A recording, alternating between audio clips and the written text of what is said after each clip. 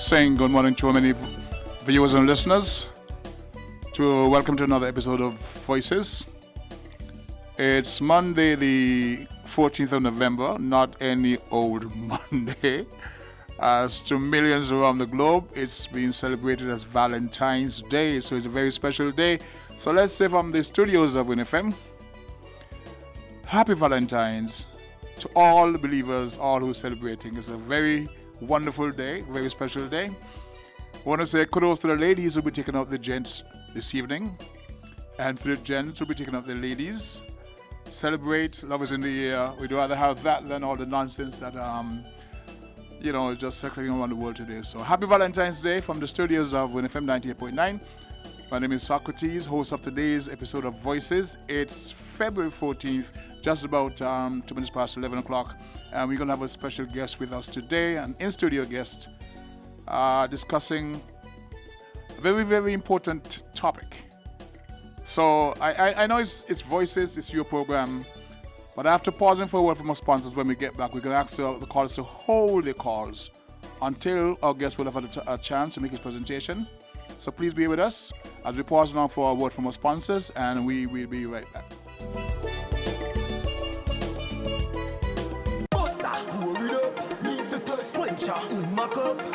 If you have one, hold it up and say, must have put the colors in my life. Refreshing and nice, and I drink that what we like. But stand you full of vibes, living full color. I know black and white, we do what we like. We live to enjoy life. Buster, pour it up, different flavor. Load it up. If you have one, hold it up and say, must have put the colors in my life.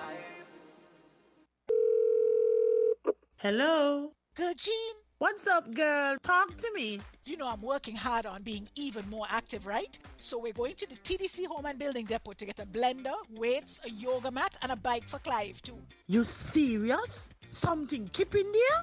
Yes, girl, all month long. Shop in store, get 20% in savings on health and wellness products like blenders, juicers, air fryers, waist trainers, and more. Girl, Betty, you're joking. I don't have time for jokes. Get yourself sorted because in February we're staying active with TDC HBD. Yes, girl. Girl. Terms and conditions apply. See store for details. Decided what to eat yet, hon? Yep, almost. If only this was easy like when we switched to Flow. Best decision ever. Combining our mobile with Flow Internet Saving hundreds each month on our mobile. and getting double data to share for up to 4 lines. My ideas are the best. Any idea when you'll make this decision? Yeah, soon. Switch to Flow Postpaid and sign up for internet for big mobile savings and double data as low as $80 per line. Visit discoverflow.co for details. Conditions apply.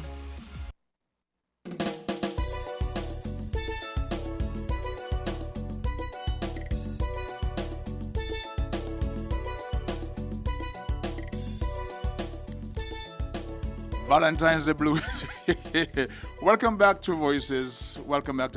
It's Valentine's Day. I've been getting some texts and some calls as we speak. I want to say good morning to Rosemary up there in New York City. Weather part is a very warm one. Happy Valentine's Day to you too. To all the other folks around the globe. Amber, of course, in Anguilla. And I don't want to get in trouble with you. Happy Valentine's Day first off, okay? Now, to our guest. He is Mr. Craig Tucket, and I was just getting his credentials. I think he's president, he's actually president of the University of the West Indies Alumni Global Association. That's correct. Got that part right? That's correct. Okay, I'm going to have you take it from there because I don't want to misrepresent exactly who you are. And you're here because a few weeks ago there was a discussion, there was a guest on the program, be it by telephone, from Ethiopia, a professor whose name I don't recall at the moment. Yes. And he was giving us a rundown of things as they stood in Ethiopia against a backdrop of what the world was led to believe. Yeah. And that was very relating. So we would like for you to tell us your connection, your claim to fame, and why you're here, and educate us if you can, please. Well, first let me say good morning to all of your listeners and, of course, to the management and team of WINNFM. 98.9 FM. I'm no stranger to this radio program, and I must say to you, thank you very much, King Socrates, for allowing me the opportunity to share with the good listening audience that you have, not only in St. Kitts and Nevis, but the wider Caribbean and the world. Our pleasure. Just like to also take this time, if I may, to wish all the beautiful ladies a very happy Valentine's. In particular, my mother, Dr. Sharon Esdale, and of course, Miss Andrea French, and also all the other women who would have played an important role in my life, especially my teachers. So I would just like to take that opportunity, seeing that I'm here. You started off the ball batting well, so I had to come up on the rear end. Well, I have a little issue with it because you said to all the beautiful ladies. Oh, okay. All ladies are beautiful. Didn't you know that? You care for yourself here. So what are you trying to say? I want you to clarify that. No. Because you said to all the beautiful ladies. Exactly, all. To all. Because all women are beautiful. Wouldn't you say that, my beloved? Is she there watching? Yeah, sure. We're just listening. On. Yes. Well, don't you say? Wouldn't Just you say want to all make women? sure that you got that part clear, Exactly. because hey, Socrates, you get song only for beautiful ladies. That means they're not confident in themselves. Because to me, all women are beautiful. Most definitely. Because you know why? They are the reason why we are here today. Without them, we wouldn't be Most here. definitely. So, ladies, again, this is your day. And if any man who knows what is good for him, he'll make sure that he sends something or take you out for dinner. All right. So, Okay, there we go. as was said, my name is Craig Tucket. I am the president of the University of the West Indies Alumni Association globally. I sit on all of the major decision-making boards and authorities of the university, which is the council, where most of, if not all, the member states, along with their ministers of education, would sit to make decisions regarding the number one university in the region, which has now acclaimed and has been awarded gold awards for its performance as a higher learning institution, and also being the number one in the Caribbean and Latin America, and also in the top 1.5% in universities globally. I have a friend whose granddaughter is considering way to attend. Yes. Her heritage is Trinidadian, but so you etc. So Yes. she's listening. Oh, really? So, yes, her name is Rosemary. And Rosemary, how you have got to the University of West Indies? No, her granddaughter. Oh, Her granddaughter is considering, Rosemary is suggesting home treaty. of course. And it's not about just Trinidad. It's University of West Indies is our own, our regional institution. A matter of fact, from the Morin commission that was held during the time of the uprisings of course, as you know, we celebrated one of our major uprisings historically. Yes. And it is the same. Buckley's riot? Of course. And those riots not only happened in St. Kitts and Nevis, which was the first. Spread in across the region. Exactly. And that caused the Morin Commission. commission to be done. And a part of that was that we should have our own higher learning institution. And that is how the university UE. is. And so I would encourage everyone to keep the money in the region. Don't give it back to Uncle Sam or to your colonial leaders or masters of the past, which is from Europe, but to invest that money into your own university, which again is now number one in the Caribbean and Latin America, and for the top 1.5% in the world. And so, yes, I myself would encourage Rosie's granddaughter to go and study at St. Augustine. That's my alma mater as well. I did my first degree, my Bachelor's of Science in Agribusiness Management. I did my executive master's in business administration. Then I did my Bachelor's of Laws, and of course, concluding my LEC to be a practicing attorney at law. So I thank God for the University of West Indies, for if it was not for my mother, who is also an alumnus of the university, who would have encouraged me to go and study, and so that changed my life. And so because of that, King Socrates, I was, as I said, the representative of the 350,000 living alumni around the world, on all 6 continents except for Antarctica. I guess, we don't want to go to Too those far? too cold places, but we are on all 6 continents, and every year we increase our alumni body by 30 to 40,000 because every year we have graduations from the 5 campuses, which are the University of the West Indies Mona campus, St. Augustine campus, Cayville campus in Barbados. As you know, Mona is in Jamaica, and of course we know Trinidad is St. Augustine. We also have now the new campus, landed campus in Antigua and Barbuda, which is the 5 islands, and of course the open That's campus. about like 3 years old? That's, well, just a year and a half. Just a year and a half? Thereabout. Okay. And of course the open campus, which we have you can do online courses. And so we are proud to say that we have, for the first time, from St. Kitts and Nevis, an alumnus who has taken up the highest office representing the UE alumni body, which is yours truly, and I humbly say that just to inform the general public. And so we as Kittitians and divisions are doing great things, and because of that opportunity that I've been given, I was able to ensure and to nominate 3 persons, well 4 in all, for the first time to be granted honorary degrees. So of course the first being our very own Governor General, Sir Tarpley Seaton. Then that took place when? That was about 4 years ago. 4 years ago. Yes. Okay. And then we had Mr. Oh my goodness, his name slips me. I'll bring back to that name. After him, we had, of course, our only living national hero, the right, of course, the right, Sir Kennedy Simmons. And this year, we will have another one again, which will be announced later on, which I won't talk to at this point in time. But again, because of our being able to sit at these high levels, we have been able to recognize Kittitians and divisions, and I will continue to do that as long as I'm in this position. It's the most wonderful thing. So again, because of that, I was contacted by the Consul General of Ethiopia in Jamaica. When I was in Jamaica last year for 7 months, I was doing some clerical administration for the Ethiopian Orthodox Church in Jamaica when we were restructuring the Holy Trinity Cathedral there. And she asked of me to get in touch with you and WINFM to facilitate that interview that was done by Professor Amar Selassie, who was speaking to... So you were most instrumental in that? Yes, of course. Wow. Yes. A lot of things that I do that I don't like to speak about because there's no need. God knows, and he would give it's my important blessing. because I was wondering the connection, because management asked me to prepare for the interview, but I had no idea that it was you or any one particular person behind it. Yes, yes. So as I listened in as well, it was because at the time I was in Ethiopia, and it was a great interview. Well done to you, I must say, kudos. Thank you. You showed your acumen, your skill, your ability to engage the interviewee as an interviewer, and a lot of persons, not only in St. Kitts and Nevis, but in the Ethiopian community abroad, in America. They were listening, because the Consul General, and her name is Sister Judith Hilston. She is actually the wife of the former Deputy Prime Minister of Jamaica, who is now the leader of government business in the opposition in the Parliament of Jamaica. And she was able to promote that interview using the link all over the world. WINFM, big up yourself. Yes.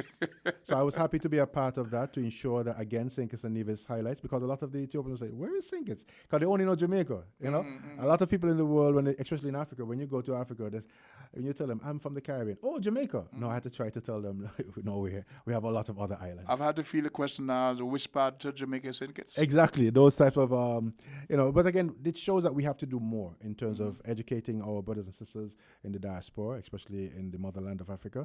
And that's why we need to consider going to Africa outside of going to... Of course, I would encourage everybody to take visits and vacations to the Caribbean, to other islands, because that helps to develop and foster Caribbean unity and integration. But instead of going to America, instead of going to England, go to Africa. We're going to get some calls later on this very topic. So, Yes. once again, callers, I'm asking you to please hold a call after Mr. Tucket. Yes. We'll have a chance to make his presentation, and then we engage you, okay? Yes. So, please listen. So now I'm here to inform you that I was in Ethiopia from the 5th of November to the 20th of January. I was there in 2 fronts. One on behalf of the University of the West Indies as a fact-finding mission to engage the universities that are in Ethiopia, and also to engage the African Union, because at the African Union, about 3 to 4 years ago, or even more than that, they recognized the diaspora as its sixth region. What does that mean? Is that besides the 53 states that make up the African Union, they recognize that there are a lot of persons of African descent and who, through the bad days of slavery and the transatlantic slave trade, have ancestry and links genetically and historically and consciously to Africa. And it is in the best interest to unify Africa, 1.2 billion strong, to associate with the motherland. And that is why the African Union has recognized as the sixth region the diaspora division, and they developed at the diaspora and DEST. And so I was chosen to go to Ethiopia on that front, but also for me it was a spiritual pilgrimage. As you know, as we are from a Judeo-Christian background, Ethiopia is mentioned more than 33 times in the King James Bible. In the Ethiopian Bible, it is mentioned over 80-something times. That is a point to note. So we all know from Genesis chapter 2, Ethiopia is a country that is recognized and loved by God. And it is also noted in the New Testament that Ethiopian eunuch, after the ascension of... That's the only phrase I know about Ethiopia. Yes. The Ethiopian eunuch. But it's more than that. It's more than that. And the Ethiopian eunuch, right after the ascension of Christ and the day of Pentecost, was the first from the Queen Candace, who she was the treasurer, or you would say the minister of finance. And he went to Ethiopia to try his best to not only do and pay homage to the Israelites, because, as you know, Ethiopia was the only country outside of Israel that worshiped God according to the order that God himself established through Moses and to the people of Israel. But also to do a pilgrimage, because just as the Muslims do, visiting Mecca once a year, it is also a part of the Jewish custom that a Jew or Israelite will go and visit Jerusalem at least once a year. And so because of that, as we know the story in the Acts chapter 8, Philip the apostle met with him, and then he converted to become a Christian. And then, of course, from that point, Ethiopia became a Christian nation. And so I went there to not only for a spiritual pilgrimage, but as I said earlier, as a fact-finding mission to see, one, how we can have more collaboration between the University of West Indies and the Addis Ababa University, which is also in the top 1% of universities worldwide, recognized internationally. Two, to see what are the wealth generating and wealth creation opportunities that can be had in Ethiopia, which is by extension the gateway to Africa, because that is where the seat of power for Africa is, with the headquarters for the African Union. I'm being educated. And three, to represent the university, and not only the university, but all of the people of the diaspora, especially in the Caribbean, at the level of the African Union diaspora.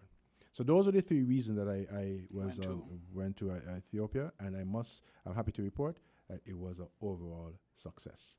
And I now give opportunity for you to ask questions based on what I've just presented, and then go further into it, and also to field any questions that may be had from your listening audience. Well, while I think of a question to ask you, it's time that we go to a station break. Thank you very much. So we'll take it away, Sherman, and then come back and see if we can get a dialogue going. Shopping with TDC just got much easier. Here's how. Log on to shoptdcgroup.com. Shop at your convenience at any time, from anywhere, with your smartphone, tablet, or computer.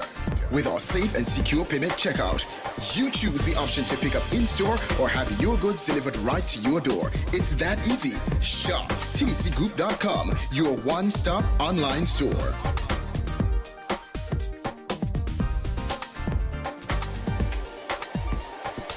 Shop anywhere, shop anytime, same quality you love. Now online. Shop www.shoptdcgroup.com.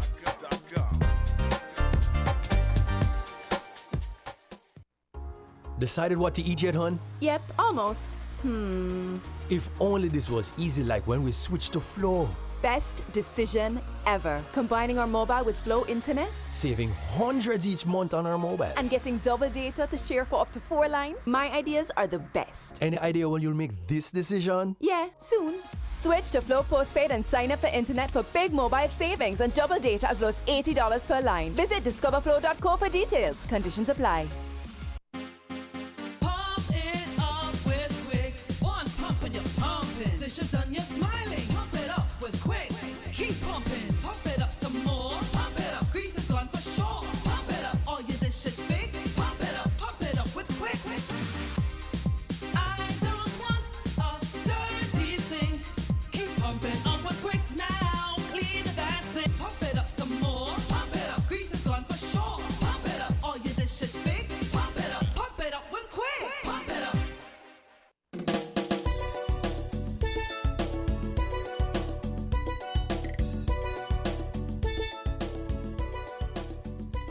Good morning once again to our many viewers and listeners. You're locked on to WINNFM 98.9 and another episode of Voices. My name is Socrates, your host today.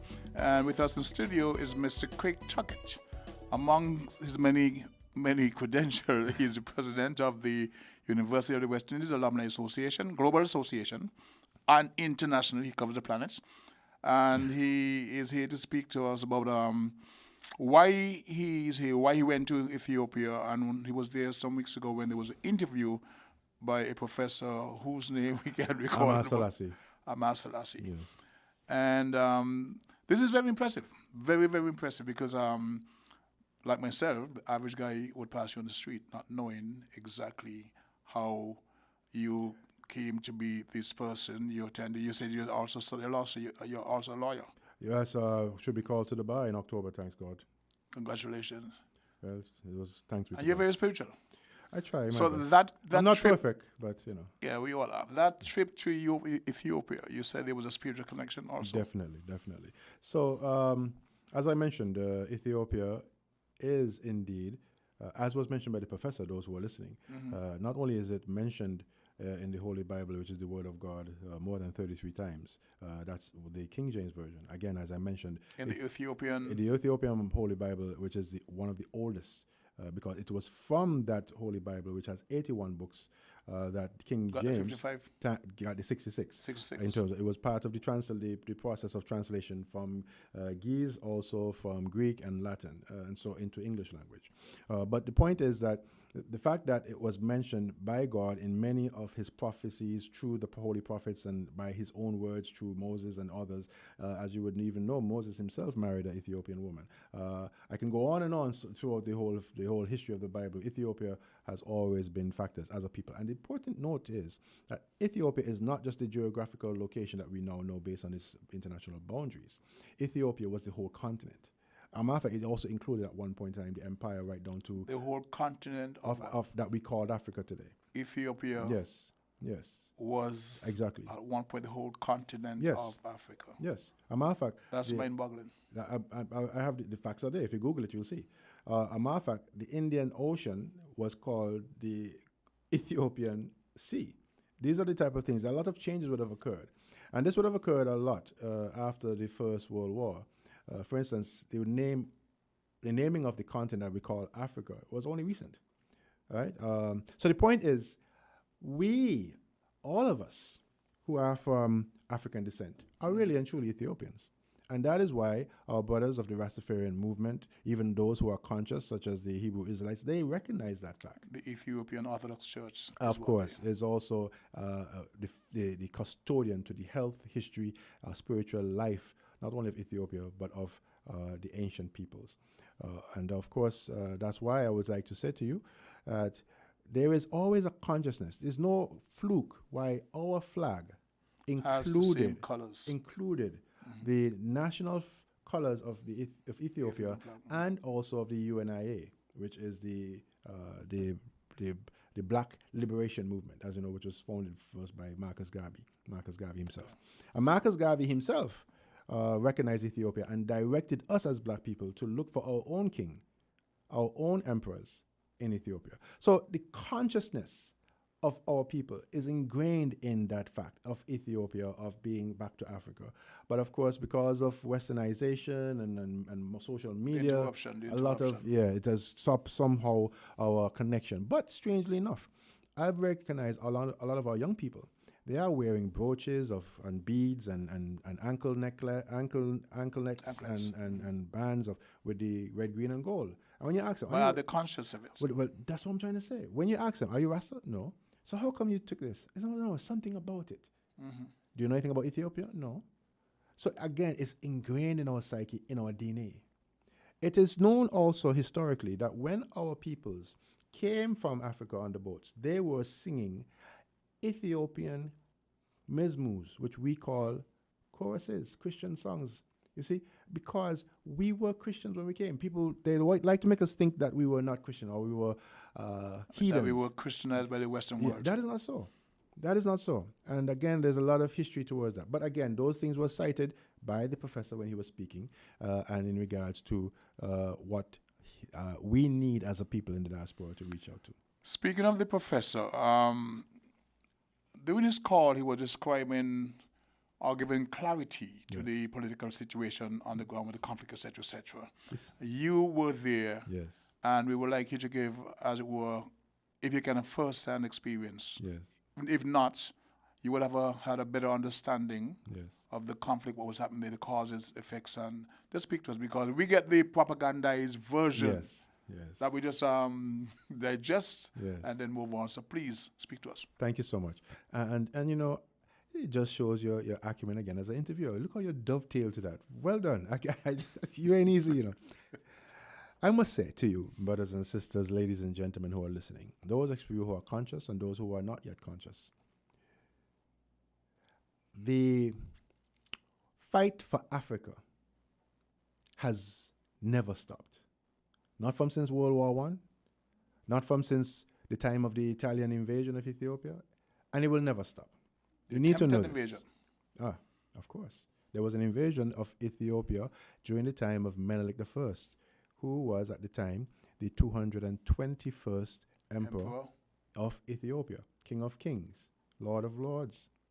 And it is not, again, let me not say Lord of Lords, because that's another misnomer. When you say Lord, just like how the English, where do you think the English get their hierarchy of the monarchy from? It's from Ethiopia. But we think it's the reverse. That's right, which I don't understand why we would belittle ourselves. So Ras is a Ge'ez word for Lord or King, because you have a governor. You have the governor of St. Kitts, remember, who was Mr. Thomas, Sir Thomas. Let's put it. I'll give him his respect. He's resting now. But in Ethiopia, he will be considered a Ras, right? Which means head. He's head of a province who is responsible to the emperor. And then, of course, just like you have Prince Philip, who is the crown prince or the regent, who is next in line to the throne of Queen Elizabeth. That is what His Imperial Majesty was during the time. Exactly. So again, there's a lot of misinformation. But let's get back to the point. The point is, the fight for Africa will never stop. That is why, besides Ethiopia, all the other countries were colonialized. Every single one.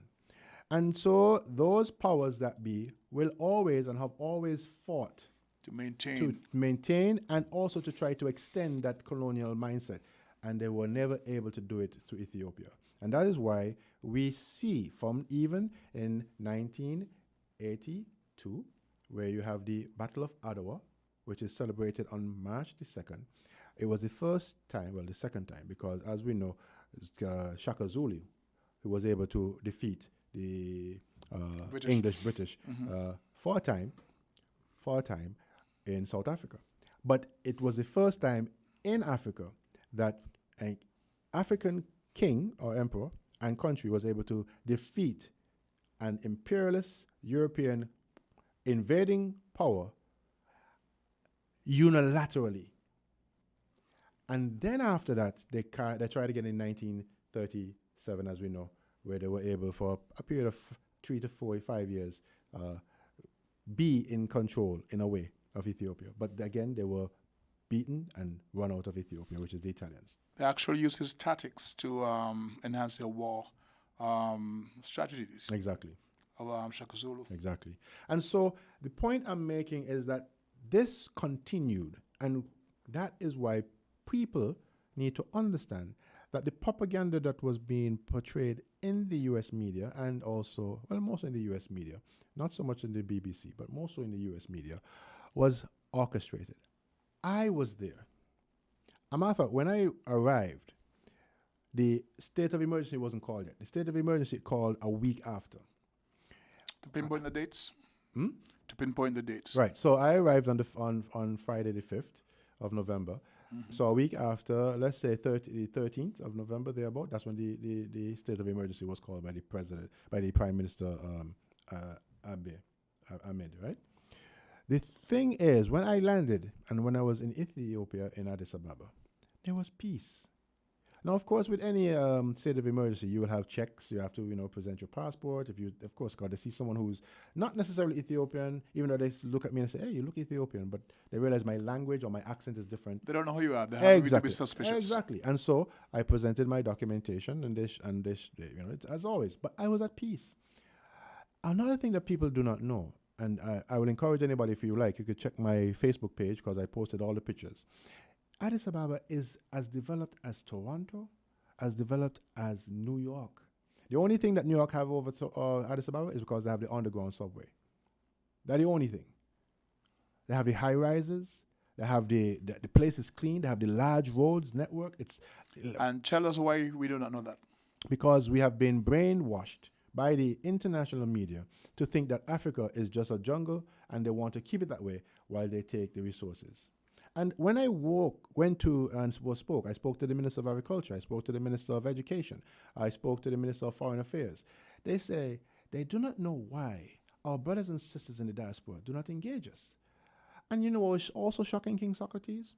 Because we feel that, they speak a different language, we would not be able to communicate. Would you believe that in Addis Ababa and most of Ethiopia, Ethiopian education system, many languages? Not only that, English is their second language. They, from the time that they are from 5 years old, they make sure that the teaching of English is a part of the curriculum. And so I was shocked. I was able to engage. I was able to talk about business. I was able to talk about spirituality. I was able to talk about politics. And with ease. Ease. Mm-hmm. Ease, I tell you. So I say all of that to say, I was there. The place was in order. It was in control. Yes, and let me now speak to the conflict. There have been always international influences, as we saw and we know of, which we tend to forget, happened in Haiti. South Africa, in Haiti, but let's go back to Africa. In Africa, in Nigeria. Remember when we have the UN reports of the UN soldiers and of all US peacekeepers who abuse and misuse the resources that were given for the benefit of the people, how they raped and also even sold. Took up the Hague. Talking about a lot of things. Mm-hmm. These things have been going and we hear about it, and you know what we do as black people? We dismiss it or we forget it. Next door, Haiti. Another thing I don't want to be a conspiracy theorist, but why is these earthquakes always happening? And they try to blame it on the spiritual life of the Haitians, and they say it's God's punishment on them. It's on it's on a tectonic plate. Well, look at I made a comparison with Japan. It can't be. Well, say that. Go ahead. Look at how many natural disasters, earthquakes that affects Japan. And tsunamis and right. Nobody says, well, it's because of Obia. No. Well, there was an issue with the 2010 the earthquake. A Calypsonian actually sang that. Yes. That happened because there was too much Obia over there. Yeah. It's the ignorance that we continue to perpetuate amongst ourselves. Because we always believe others are better than us. But I would like to say this. The movie industry, which is controlled mostly by Jews, always tend to give us information and knowledge. I would encourage anybody to watch and research the movie called The Core. The Core. That's all I will tell you about that. Watch the movie The Core. Anyway, back to the point. The point is that the powers that be, who always have their invisible hand in the approach of controlling nations and countries, have always put their focus and eye on Ethiopia for two things. One, because what Ethiopia stands for is standing up against the imperialists and the colonialists. But two, it is a country that claims and has been claiming for over 3,000 years. It is the custodian of the Ark of the Covenant. The Ark of the Covenant is a very important spiritual object that is needed by certain persons to fulfill their vision. Right. You just say no more on that. So I say all of that to say that we are experiencing an ongoing attack, warfare against Ethiopia. Not only actual physical warfare, but psychological. Spiritually, psychologically, and in terms of social propaganda of warfare. So when they support a region, which is in Tigray, that was always in agreement with the Italians, who for a period of over 29 years ruled Ethiopia. And when the people rose up and said they didn't want that regime anymore, and then they, which is about 2-3 years ago, elected a new party and government, which is led by this prime minister, you find how is it that they were able to get the resources to then make a move to try to invade, as it were, from the north, come down to Addis Ababa. But I would like to say to you, all of the propaganda about this government, the present government led by Prime Minister Ahmed, were lies. I myself went to the length and breadth of Ethiopia. And now I did see conflict. There was, of course, in any conflict, there would be death. I did see burnt tanks and burnt houses and bullet holes in houses. There was a conflict. There was internal conflict. There was conflict. But there was a conflict that was controlled. Thank you. By the influence of others, for the reason that was expressed over the past close to 200, 300 years, and even beyond that. What I would like to say, though, just as what is happening in Russia and the Ukraine, it is a microcosm of what happened in Ethiopia. Let me give you an example. China, under the Han Dynasty, was experiencing this same issue. China was not one. China was actually divided by clans and tribes. I'm not talking about Taiwan now. I'm talking about the actual mainland China. Mm-hmm. They took a strong emperor to come and to bring all of China into one. What dynasty was that? That was the Han dynasty. That's correct. So, and whenever a group decided to go outside of the one China, then they would come down and do all that's necessary to protect the integrity and sovereignty and the geographical integrity of that country called China, mainland China. It is the same thing in Ethiopia. If you have a rebel group who wants to further divide Ethiopia, reduce its geographical boundaries, as it did through the influence of the powers that be. That's how come Eritrea came into being. That's how Somalia came into being. That's how Djibouti came into being, because all of that was Ethiopian. And so, knowing that history, the people and government decided they will not allow any longer and no longer tolerate that type of division. And that's all it was. If you would say civil war, the president of America, Abraham Lincoln, why do you think he went through that civil war? It was for that same reason. One America. You can't have the South against the North. And so when the powers that be realize the integrity and the strength and the pride and the resolve of the Ethiopians to ensure that they keep their integrity and their sovereignty, then is when the propagandists came out. But I was there. It was not out of control. The place was safe. Business was going on as usual. People felt safe. Church was going on as usual. Mosques was going on as usual, because, as you know, Ethiopia is one of the two countries that have all three religions.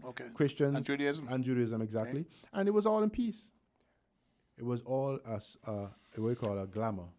Okay, we're going to pause once again for a word from our sponsors, and when we return, we're going to open up the lines to the public and have them engage you with their questions. And I know you are immensely qualified to bat. address them. Yes, yes, sir.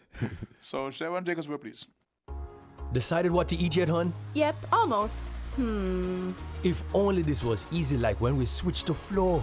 Best decision ever. Combining our mobile with Flow Internet Saving hundreds each month on our mobile. and getting double data to share for up to 4 lines. My ideas are the best. Any idea when you'll make this decision? Yeah, soon.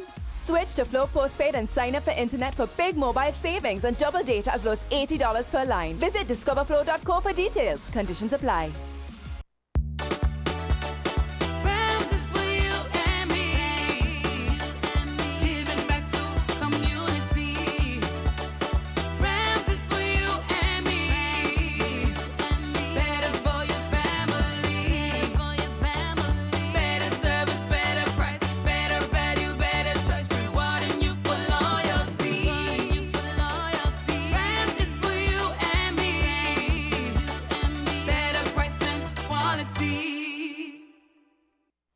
TDC Financial Services. We're here for you to help you make your dreams come true. Whether your needs are big or small, we'll support you with it all. TDC Financial Services.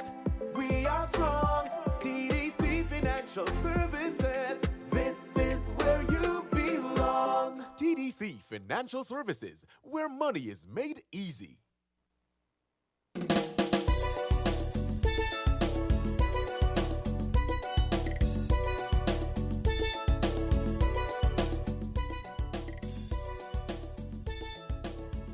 Yeah, I'm like, oh, my glasses. To our viewers and listeners, welcome back to Voices. And of course, it is still Monday, Valentine's Day, the 14th day of February. But we have in the studio a very, very important guest. And he's in the person of Mr. Craig Tucket, the president of the University of the West Indies. Oh, I have my glasses. No problem. No problem. So, okay, you had. Well, again, it's a pleasure again to be here with you, Socrates, right here on WINNMedia Now we can see better. Go ahead. And now, I like I said, you open up the lines, and I'm available to inform about any particular question that may be asked in regards to what I've presented thus far. Okay. The numbers to call are 466-0989, 662-0989, 762-0989, and from the UK, we've got 0333. Okay. We have a call on the line. Caller, good morning. Welcome to Voices. Good morning. I am pleased that you have such an important topic going on, and guest. you know, yes, and I am pleased that your guests have brought this, and you know, it's an important topic that we as Black people need to discuss. The history of Africa and Black people has been wrought with, you know, a lot of wars, conflict, but there's so much more. When we think of how Black people are not liked in the world, I remember someone of the Indian race, was from the Caribbean anyway, but said to me that you don't see that no one likes Black people. Said no one in the world. So I contemplated that for a second. I don't think that it's completely true, but I can say a lot of times when somebody doesn't like another person is because there's something good about them, and there's some jealousy. And you only have to look at the Olympics every 4 years, and you see that in every category where Black people perform, it could be skating. Exactly. It could be swimming. No matter what category, Black people emerge on top. And I wish that sometimes the parents would, you know, let their children see that. You know, when I taught a class of mixed races and I look out at the black people, the black people are beautiful. Oh, yes. They have something special about them. Oh, yes. You know, they're interesting. They're nothing boring at all. Yes. And even when you look at an ad and they throw a black person in, there's something a little bit spicy and exciting. Yes. So I think, it's time that we can on our own. I remember when I read the book Things Fall Apart by Arunka. Sorry, Things Fall Apart. The protagonist was a Yunker. It was only until the white man came that, in that scenario, how the book was portrayed, that things actually start falling apart. Because now he wanted them to embrace their religion, embrace their practices. And but Africa had so much rich history and education prior to anyone coming and telling them what to do. Exactly. So, even in the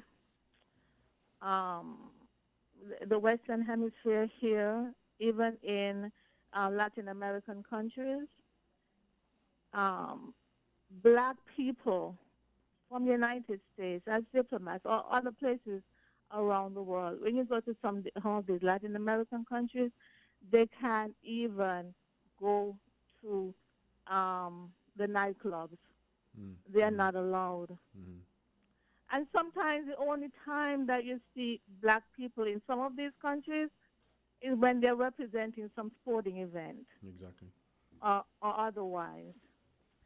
But, and that is why black people have to unite. Thank you. And not divide. And I think we do a little bit too well in tearing down one another, in not wanting to see another person progress. Yes.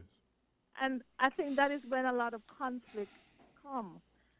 It was in Trinidad and Tobago one year when they thought that they had to crack down on people who were not behaving and were shooting these other. You know what they said? It was those black people, black, Trinidadians who killing one another.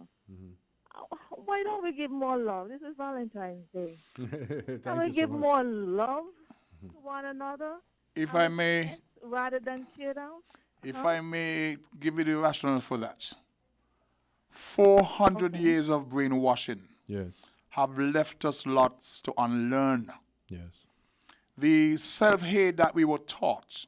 I've been into many discussions where I hear it almost daily. Oh, black people this, only black people this and that, because we were taught that way and we've not had those discussions holistically. Yes.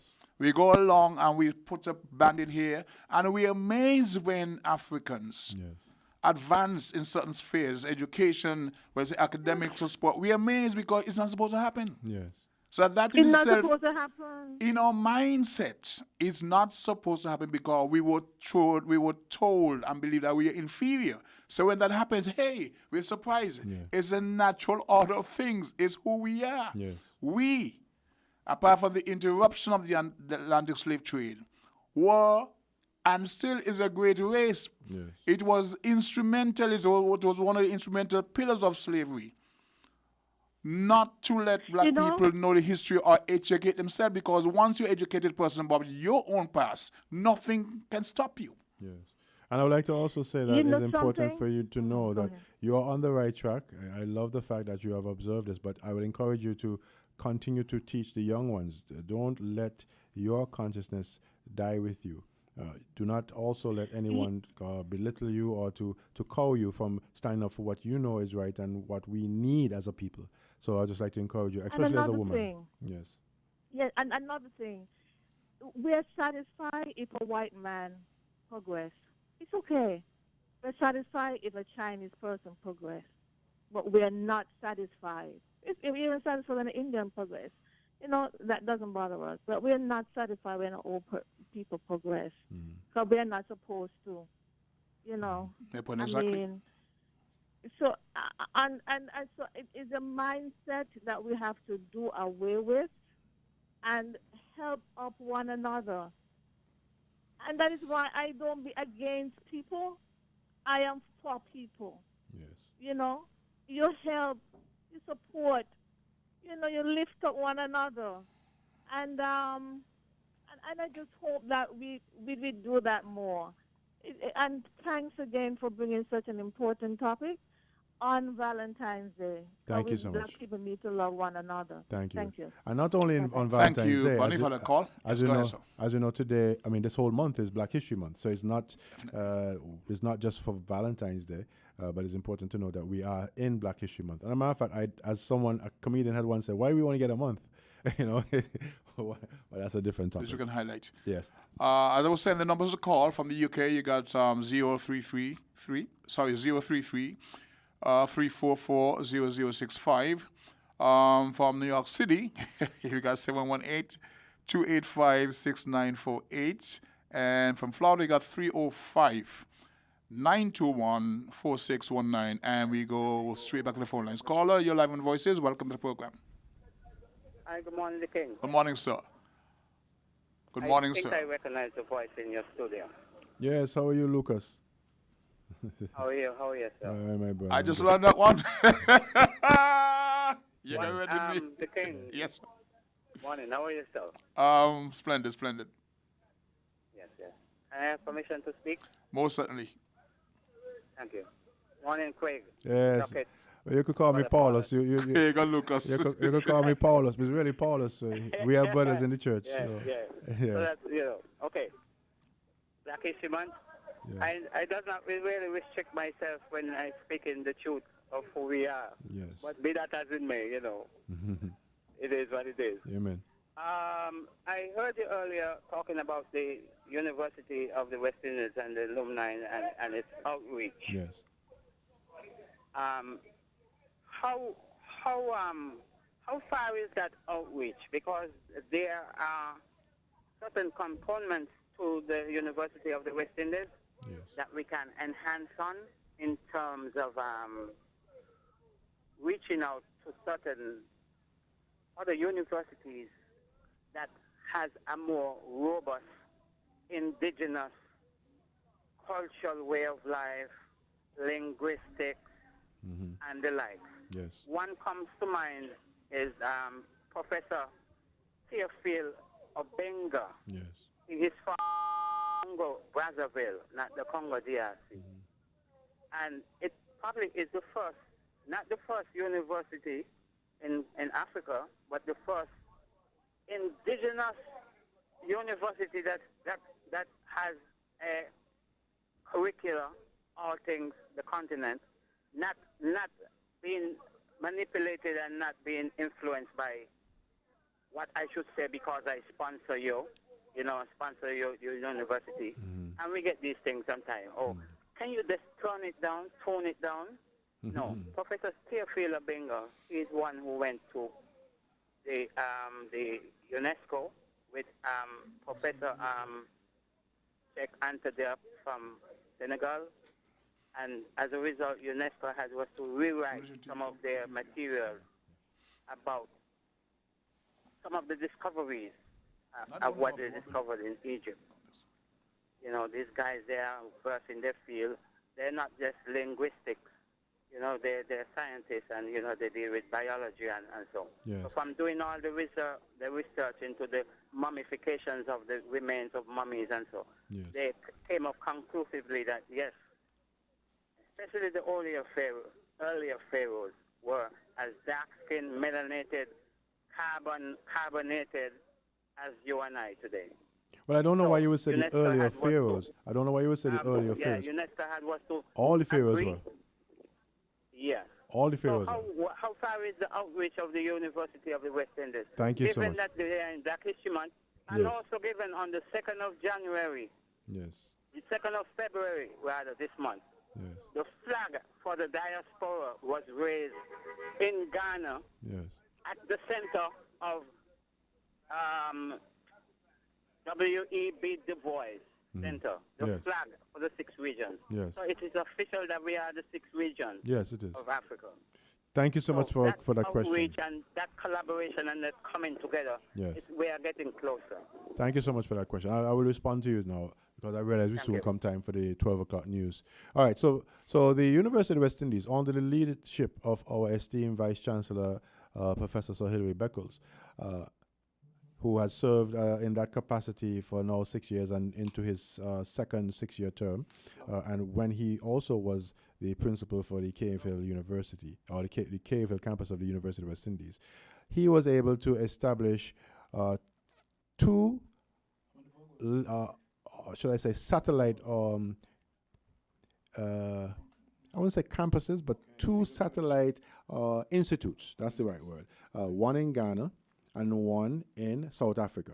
So the University of West Indies, in collaboration with the University of Ghana and the University of South Africa, respectively, have collaborations, and we are endeavoring to extend that. That's why I went to Ethiopia to engage the Addis Ababa University. Again, if you so want, you can check my Facebook page, Paulus Craig Tucket, and you'll see all the pictures regarding my visits and my interactions and discussions with the vice president of the university, Addis Ababa University. I also met with, like I said, the Minister of Education, the Minister of Foreign Affairs, the Minister of Agriculture as well. So we have started that process. And as the alumni as well, like I said, the reason why I also went there is to seek out business opportunities that will lead to wealth generation and creation for our people. Because we are, as Ethiopians in the diaspora, and I say that without reservation. Yes, I was born in St. Kitts and Nevis in the Caribbean. I am a Kittitian, yes, in the Federation of St. Kitts and Nevis. But my ancestors are from, not the place they call Africa, but from Ethiopia.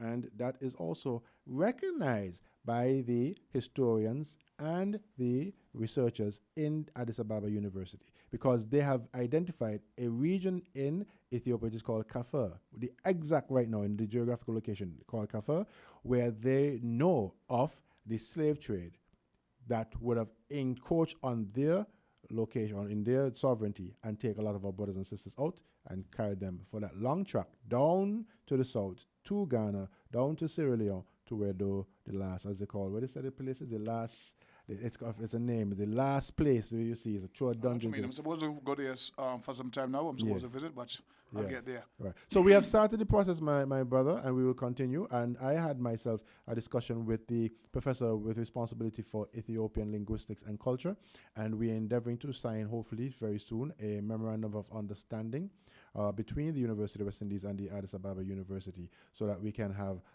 development of the language, especially, such as Amharic and Ge'ez. Just as we do it with Mandarin for China, and we do it for French and Spanish, we said that we now need to have that type of initiative in terms of teaching our indigenous African language. So the work is already started, and we will continue to do more. We have been speaking with Mr. Craig Tucket, president for the president of the University of West Indies Alumni Global Association. We're about to break for the midday newscast. I am hoping that he can extend his time for the after luncheon session, because this is some vital information. You're inviting me to stay? That's right. Yes, I am. I'm hoping you can do so. Definitely. I ain't talking too much. No, you're talking enough. All right. So we're going to break right about now for the midday newscast, and I want to thank Mr. Tucket for this morning education. I'm hoping that he'll stick around later on and engage more of the public in this discussion. It's timely and it's very crucial. Okay, thank you. Buster, pour it up, need the thirst quencher in my cup. If you have one, hold it up and say, Buster put the colors in my life. Refreshing and nice, and I drink that what we like. Buster, you're full of vibes, living for the color. I know black and white, we do what we like. We live to enjoy life. Buster, pour it up, different flavor. Load it up. If you have one, hold it up and say, Buster put the colors in my life. Enjoy the convenience of getting all your documents in one place. At the TDC Copy and Print Center on 4th Street in Basse-Terre, we do just that. We offer document formatting, graphic design, and copy and print services. Our team of professionals truly understand all your needs, whether it be administrative, professional, academic, or personal. You bring it, we deliver it with quality every time. Visit the TDC Copy and Print Center today in the TDC Mall on 4th Street in Basse-Terre or call 465-2511. Your copy and print specialists are waiting to serve you. Decided what to eat yet, hon? Yep, almost. If only this was easy like when we switched to Flow. Best decision ever. Combining our mobile with Flow Internet Saving hundreds each month on our mobile. and getting double data to share for up to 4 lines. My ideas are the best. Any idea when you'll make this decision? Yeah, soon. Switch to Flow Postpaid and sign up for internet for big mobile savings and double data as low as $80 per line. Visit discoverflow.co for details. Conditions apply. We're different. We're 98.9. 98.9. Win FM.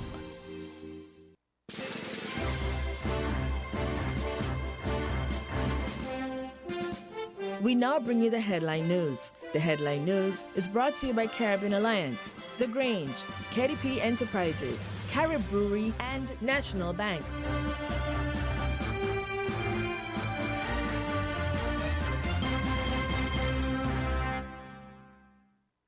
Stop standing in long ATM lines to withdraw cash. Use your national debit or black cards to complete a wide variety of transactions at supermarkets, variety stores, gas stations, pharmacies, and more. Shop online at the most popular websites and stores for quality brands using your national debit or black cards. And take back your time to enjoy all the things that you love to do. Remember, instead of waiting in long ATM lines to withdraw cash, use your National Bank cards today. National Bank, always here. Protect your lifestyle with Caribbean Alliance Insurance. Till you walk with a local reputation and service for second to none. Securing you is our mission.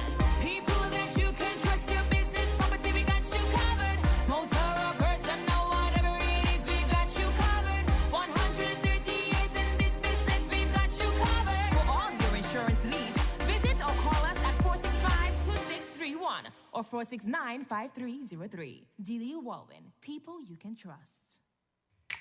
Maybe it's the way the brilliant gold liquid reflects our sunshine, or how the bright blue of its label mirrors the clear Caribbean skies overhead. Maybe it's the fresh, crisp taste of this beastly cold beer on a scorching hot day. Maybe it's even the way it brings us all together.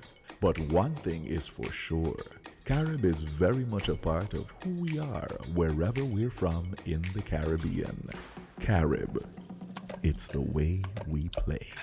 Drink responsibly. Shipping your cargo shouldn't be a hassle. It can be as easy as a single call to Amerijet International, your worldwide cargo transportation solution. We provide all the services you need to ship your goods anywhere in the world, whether your shipment is fresh, frozen, large or small, alive or hazardous. You can count on Amerijet to deliver it safe and sound. Amerijet International, by land, sea or air, we get it there. For more information, visit us online at www.amerijet.com or call us at KDP Enterprises at 466-9595. Did you know that the Grange Healthcare Facility is the first purpose-built, non-governmental healthcare organization on St. Kitts? It's situated at Otley's, 7 miles east of Basse-Terre in beautifully landscaped surroundings. The Grange has a team of highly trained professionals and provides care that's rated as being comparable with UK and North American standards. The Grange offers varied accommodations to suit your individual needs, and our all-inclusive packages make the cost of care per hour the most competitive on the island. Services include convalescent care for all ages, daycare facilities for older adults, rehabilitation services, and training and continuing education for healthcare providers. For more information, call 466 466-5525 or 465-8020. Fax 466-8221 or email thegrangehealth@gmail.com or visit our website at www.grangehealthcarefacility.com.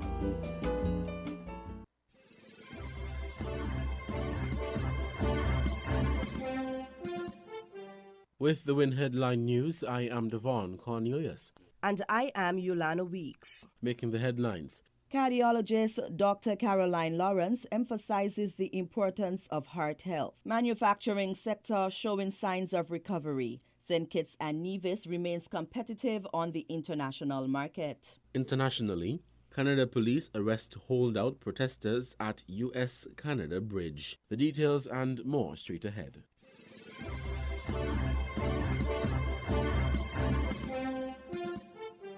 Breaking news. Minister of Public Infrastructure and Utilities, the Honorable Sean Richards, is addressing allegations. Radio never sounded like this. Radio never sounded like this, sounded like this. 98.9 Win FM. By the St. Kitts Electricity Company Limited. Richards, the political leader of the People's Action Movement, held a Bible in his hand and denied the allegations. Now, within recent weeks, there are some persons who have taken to social media in particular in an attempt to tarnish my character. Those persons, I am strongly convinced, are not working on their own, but they are being driven by the selfish political motives and agenda of some persons. The posting which has been circulating via WhatsApp, it says that I have been part or I have been influential in giving a contract to someone referred to as Halley, and I guess they're referring to a longtime friend who and I have been friends before my entrance into politics by the name of Halstead Isles. It references a building in Needmos in respect of Skelec. Let me say that Skelec has not awarded absolutely any contract to anyone for the construction of any building in Needmos. I repeat, Skelec has not awarded any contract to anyone for the construction of any building in Needmos. As a matter of fact, there is a Bible here on my desk, and I take up this Bible and I say to you that every single thing that I am saying, that I, Sean K. Richards, is saying is the whole truth and absolutely nothing but the truth. I swear on this Bible today that what I am saying is the truth, the whole truth, and nothing but the truth. The second claim which is made in that particular posting is that I have given the same Halley a contract for underground lines in the Milligan area. With respect to the underground lines in the Milligan area, Skelec did enter into a contract last year with, and I have the document in front of me, saying it's Electrical Company, Skelec contract documents. So yes, there was a contract that Skelec entered into last year, and as you can see, it's dated February 2021. But who was the contract given to in respect of the underground lines?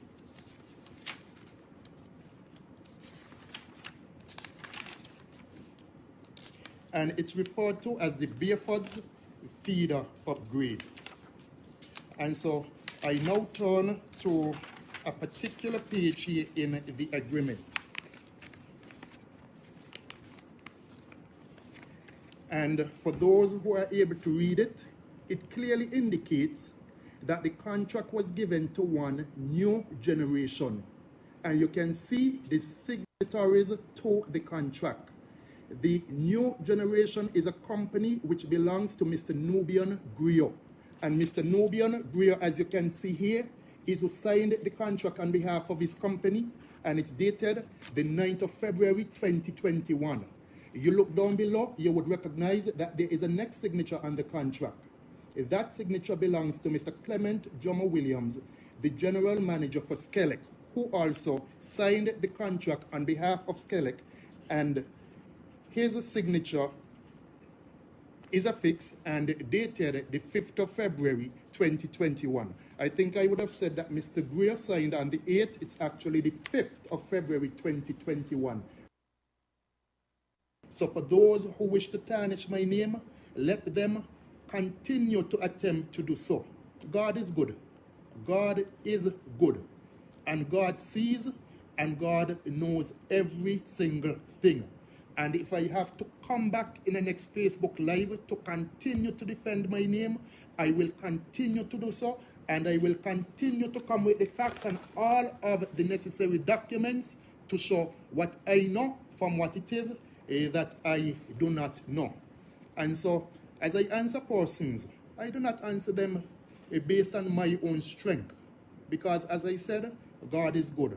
And I end by quoting 2 Corinthians chapter 12, verse 9, which says, "But he said to me, my grace is sufficient for you, for my power is made perfect in weakness.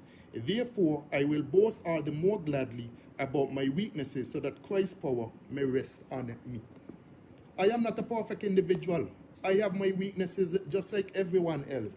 And so if it is that in respect of the Port Zante matter in particular, persons want to say I am naive, I should have known about the construction of this particular building, then they can make that particular claim. I am not perfect. All of us, we have our weaknesses.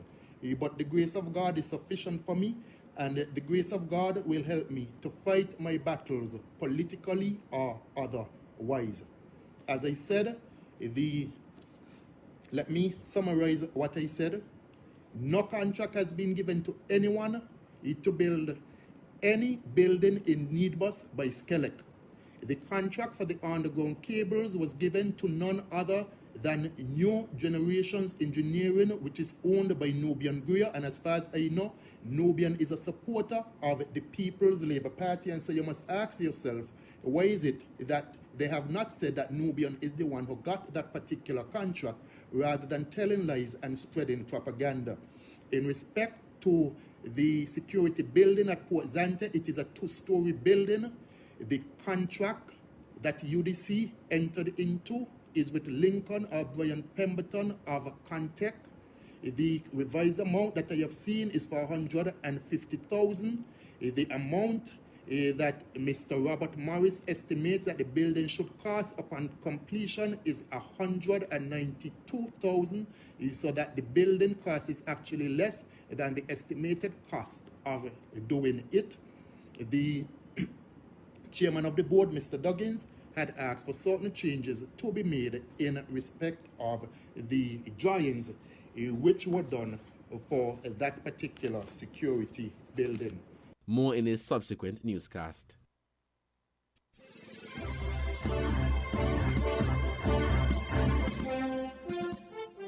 The main job of the heart is to supply the body with all the oxygen and nutrients that it needs. So it is important that each person takes care of their heart because we need it to survive. This according to cardiologist Dr. Caroline Lawrence of Meridian Medical Consultants. I have seen a decent amount of abuse of people's hearts in this country, and I was shocked when I first came back home and saw I wasn't expecting to see this amount of heart disease. Wow. So yeah, it is important that we look after it as much and as best as we can. In commemoration of Heart Awareness Month, Dr. Lawrence sat down with Jamie and Cortensia of Good Morning SKN, where she educated people about heart disease and how to take care of the heart. What is the leading cause of heart disease? The cardiologist explained that when the blood vessels which run on the outside of the heart become blocked or narrowed, the inside of the heart no longer gets the blood that it needs. This is then referred to as a heart attack. Dr. Lawrence shared that medical conditions such as elevated blood pressure,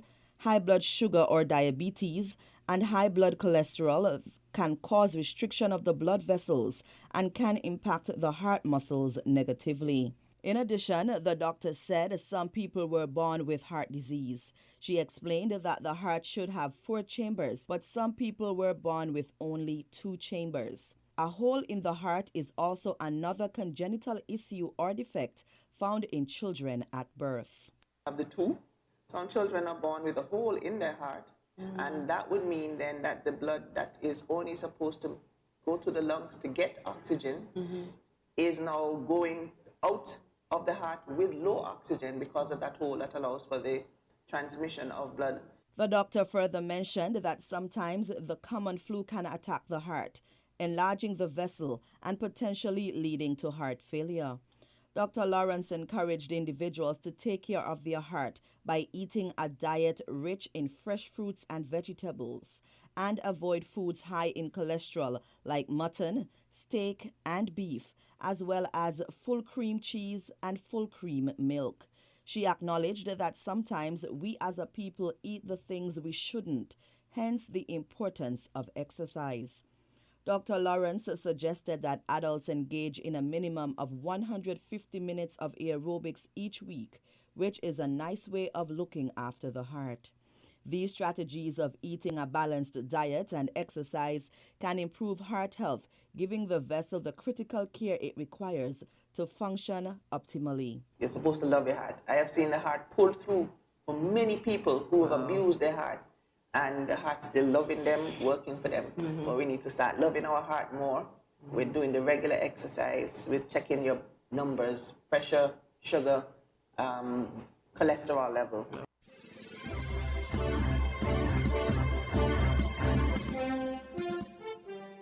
Most of the workers in the manufacturing sector are now back on their jobs, and the sector is showing signs of recovery, said the Prime Minister of St. Kitts and Nevis, the Honorable Dr. Timothy Harris. During his press conference on Thursday, February 9, 2022, Dr. Harris gave credit to the people working in the manufacturing sector as they ensure that St. Kitts Nevis stands competitive on the global market. It is to the credit of the high performance of our workers in our export manufacturing enclave and the other sectors of the manufacturing plant that in spite of great competition globally, and in particular from China, that we continue to lead the OECS in the export of merchandise to the USA. Of course, our merchandise not only go to the USA, but they go to Europe. That speaks to the quality of work that is being done in our industrial estates, at the industrial site in Basseterre, and of course in Sandy Point. Let us not take the contribution, the skills, and the performance of our workers in these factories for granted. The Prime Minister said factories such as API Harrow Service St. Kitts Limited, Cajola Cristada Limited, and Jaro Electronics Limited continue to penetrate external markets with their quality electronic products. He also mentioned that Carey Brewery, a dominant manufacturing company in St. Kitts, delivers consistent output and is making progress with significant renovations and expansions at its plant. According to Dr. Harris, the broad manufacturing sector has provided over 1,300 jobs in the Federation, with just under 100 additional persons employed in the sector in 2021. To be exact, 1,316 persons are employed in the sector, with an expected increase in 2022. Prime Minister Harris said, quote, "This is good news, and it is a positive sign that our manufacturing sector is surely getting back on track, slowly but surely."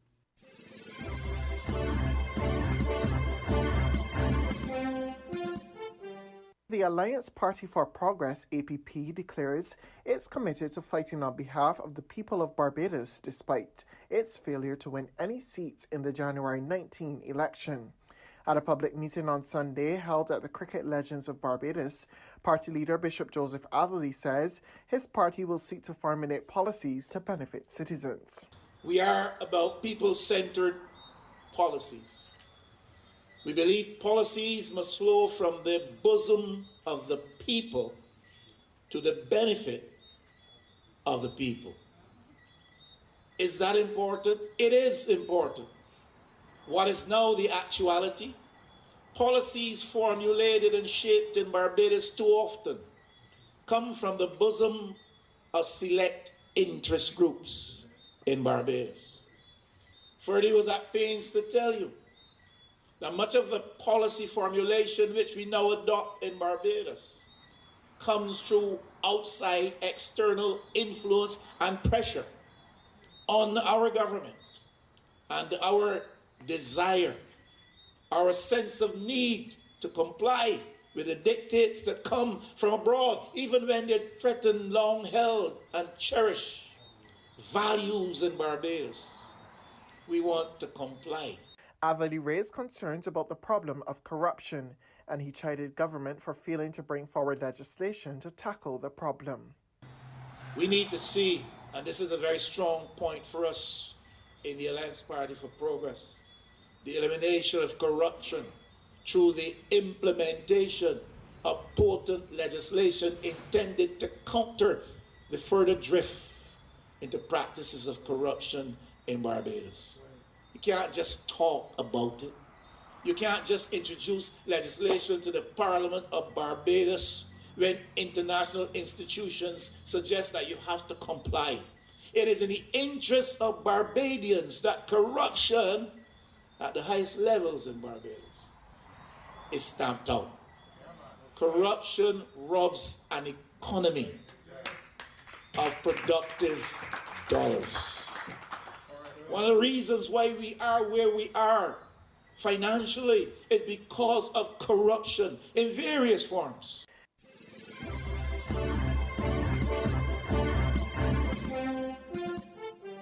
After nearly a week of protest and disruption, this was the end of the standoff on Ambassador Bridge. Since Saturday, Canadian police in Windsor, Ontario, have been gradually enforcing a court order made on Friday to end the demonstration. By Sunday, only a few stragglers remained. Most had left or been arrested and their vehicles towed away. The bridge is one of Canada's most important routes to the US, with 25% of trade between the two countries using it. But for 6 days it was shut as a protest started by truckers angry at mandatory COVID vaccine certifications blocked it off. End the mandates, end the passports, and let us live our lives. We're sick and tired of it. Canada's Freedom Convoy, as they called it, looks to be over now, but the idea has spread. This is Paris, France. 150 or so cars setting off, first to Lille and then on to Brussels. We will tell Europe to join us so we can change things, because the people need to make their voice heard, to know that we are here. Today we have the impression that we are looked down on.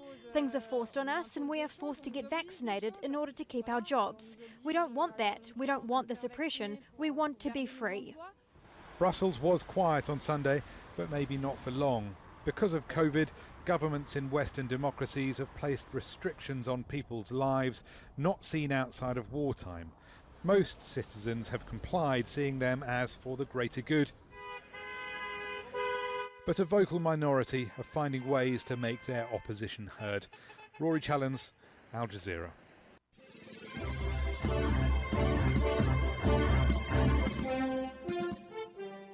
Tens of millions of Ukrainians are living with the threat of a major eruption of war, and particularly communities along the borders close to where Russia has amassed its troops.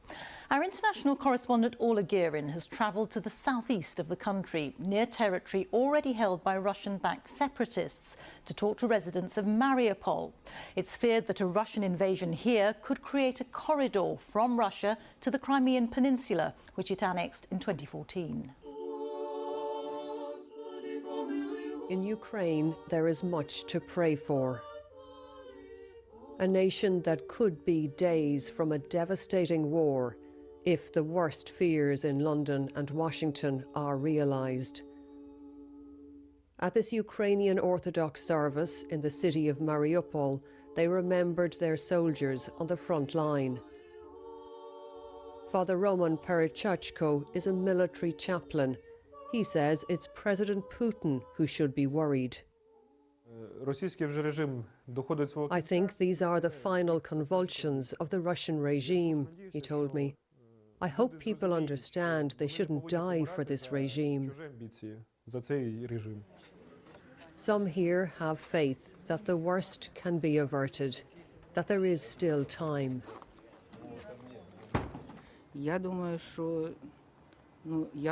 I think diplomatically, somehow, we will overcome this crisis, Irina tells me. I don't think that all Russians support this kind of aggression towards Ukraine. Russia insists it won't invade. If it does, Mariupol is within easy reach. This strategic port city is about 30 miles from the Russian border, and Kremlin-backed separatists are closer still. So, Sunday afternoon is now time to get to grips with an AK-47. Weapons in young hands. What might the future bring for her? Civilians lining up for a few hours military training with the National Guard. The international warnings are getting more and more ominous. Despite this, many here in Ukraine still say they don't believe that President Putin will invade. Some, though, have come here to take up this basic weapons training. They say they want to be ready, just in case. And that very much includes Valentina, who is 78, a granny with a gun. I am a very peaceful person, and I can forgive a lot of things. I can give away everything. But when something is taken against my will, when an invader comes, I will resist, and I will be furious. For now, just a training exercise, but soon it might be real. One commander here says he believes President Putin's men are coming, but Ukraine will fight them all the way. It will be not an easy walk for them. But do you think he will try to invade? Maybe yes. The risks are very high, really. And soon? I think it may be started in nearly a few days.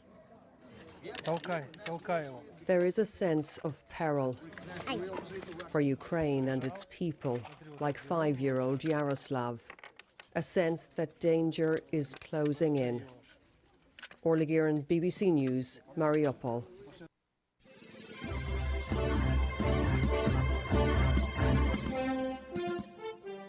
You are listening to the WINNFM headline news. Let's recap our top story.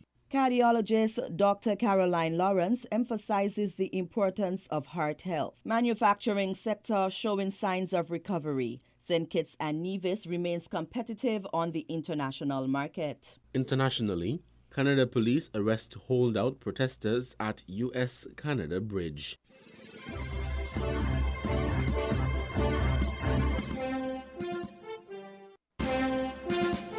That was the WINNFM Headline News. The Headline News is brought to you by Caribbean Alliance, The Grange, KDP Enterprises, Carib Brewery, and National Bank.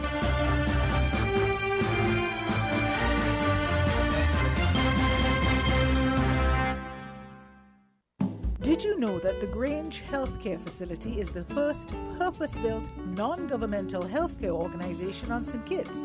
It's situated at Otley's, 7 miles east of Basseterre in beautifully landscaped surroundings. The Grange has a team of highly trained professionals and provides care that's rated as being comparable with UK and North American standards. The Grange offers varied accommodations to suit your individual needs, and our all-inclusive packages make the cost of care per hour the most competitive on the island. Services include convalescent care for all ages, daycare facilities for older adults, rehabilitation services, and training and continuing education for healthcare providers. For more information, call 466-5525 or 465-8020. Fax 466-8221 or email thegrangehealth@gmail.com or visit our website at www.grangehealthcarefacility.com. Shipping your cargo shouldn't be a hassle. It can be as easy as a single call to Amerijet International, your worldwide cargo transportation solution. We provide all the services you need to ship your goods anywhere in the world, whether your shipment is fresh, frozen, large or small, alive or hazardous. You can count on Amerijet to deliver it safe and sound. Amerijet International. By land, sea or air, we get it there. For more information, visit us online at www.amerijet.com or call us at KDP Enterprises at 466-9595.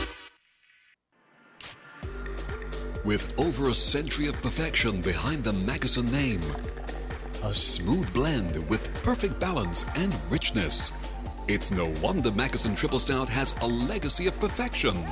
Enjoyed the world over. Introducing our new look with the same great taste. Mackeson. All hail the king. Please drink responsibly.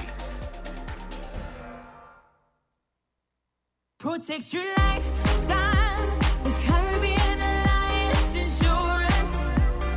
Dealing well with a local reputation and service for second to none.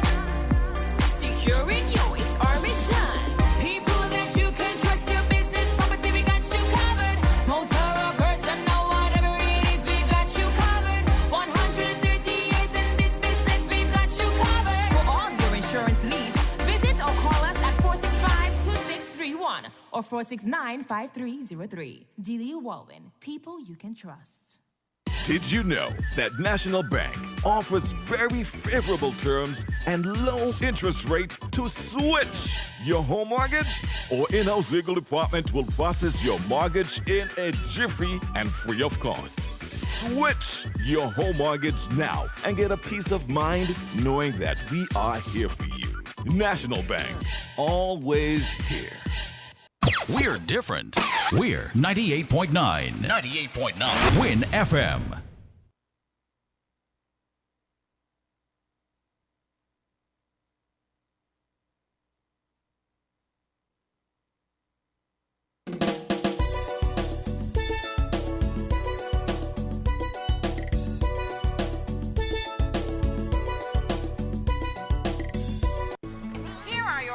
Value Mart IGA Value Club Blue Tag Valentine's Special. Running February 10 to the 23rd. Essential everyday pancake mixes and pancake syrups, $8.99 each. Pure Rebark tissue, $19.99. Minute Maid punch, $7.99. Sunny Delight drink, $6.99. IGA or essential everyday frozen vegetables, $5.99. Nabisco chips ahoy, $14.99. And now our very low weekly value deals. Essential everyday ketchup, $4.49. Essential everyday apple juice and cider, $7.99. Suavitel fabric softener, $15.99. Dawn dish liquid soap, $11.99 each. The Colgate toothpaste, $7.99. General Mills cereals, Lucky Charms, Honey Nut Cheerios, Cinnamon Toast Crunch, all $17.99. Shop smart, shop Value Mart. Joan, in Spanish. Sea listo y haga sus compras aquí a Value Mart.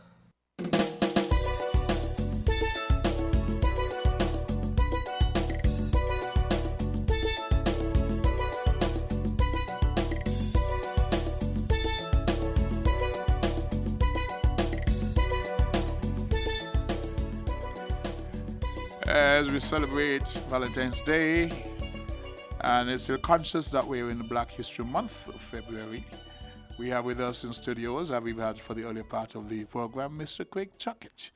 And he's got, I would say he's multi-credentialed for those who are listening. We are having a discussion on what's happening in Ethiopia, around the world. And we want to speak to us as to connections that can be made, cultural connections, investment possibilities with Ethiopia, and why we should consider those things. So we opened the lines earlier for the callers. You can still do so, but we're going to give the microphone to Mr. Tucket because he has lots of things he can share with us. So, Mr. Tucket, take it away, please. Thank you very much. And King, don't be afraid to engage and also to intervene, because we would have been speaking one-on-one outside of the radio waves, and you know some of the opportunities. So just feel free to engage and let it be a nice flowing discussion. Please don't give it. And normally the folks who are more qualified to No. we go to the public for this call. We may have lots of callers, so we continue on calling. Get a chance, please try again as we continue with voices, Mr. Tucket. Yes. So basically, I think Chris Collins from England. Chris Collins. He's one of my. Okay, sorry. Call 11 voices. All right. So Chris was asking, what is the present situation, state of affairs on the ground? So I would like to say that the conflict has subsided.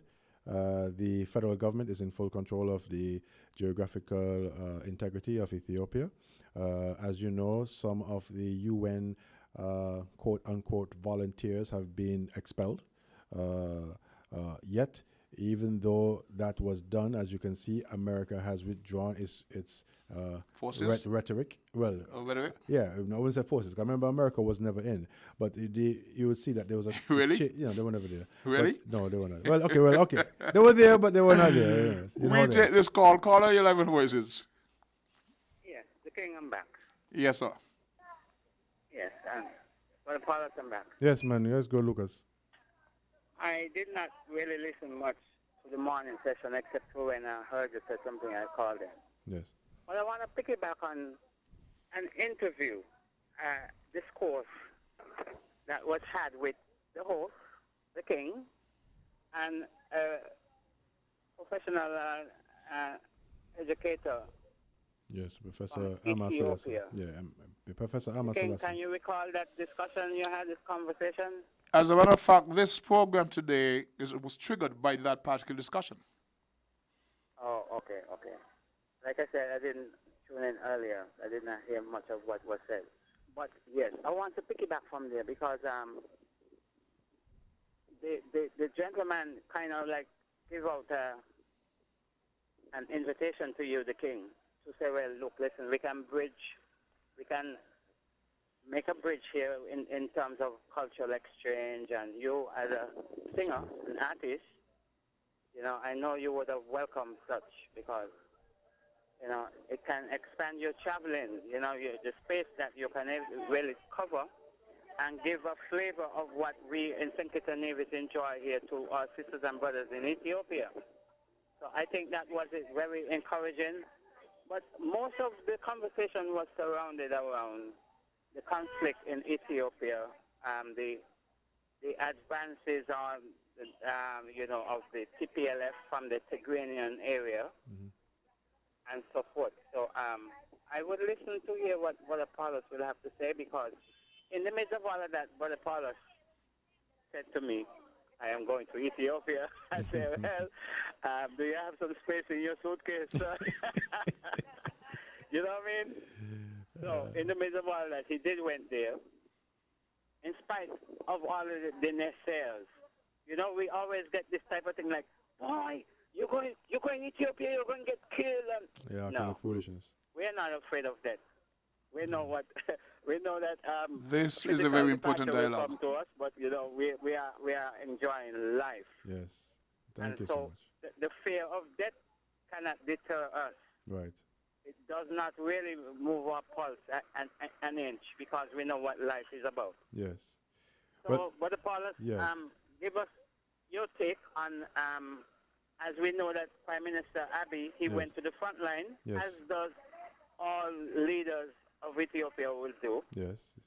Yeah, they just don't sit back. They lead from example. So Exactly. give us a little intake into that and what is possible within the cultural exchange from Ethiopia. Thank you so much. The wider space. Thank you so much, Brother Lucas. And for those who don't know, thank you so much. For those who don't know, Lucas is, as you know, for St. Luke, the apostle. So I'm glad that you raised that, because myself and King Socrates were just speaking about that off air. So let me address the issue, what is on the ground right now. So on the ground, as I said, the conflict has subsided. It took a change for the better on behalf of the people and government of Ethiopia when Prime Minister Abiy went to the front lines, and he was able to marshal and mobilize and to even encourage the forces, and that's how they were able to push back the TPLF back into Tigray.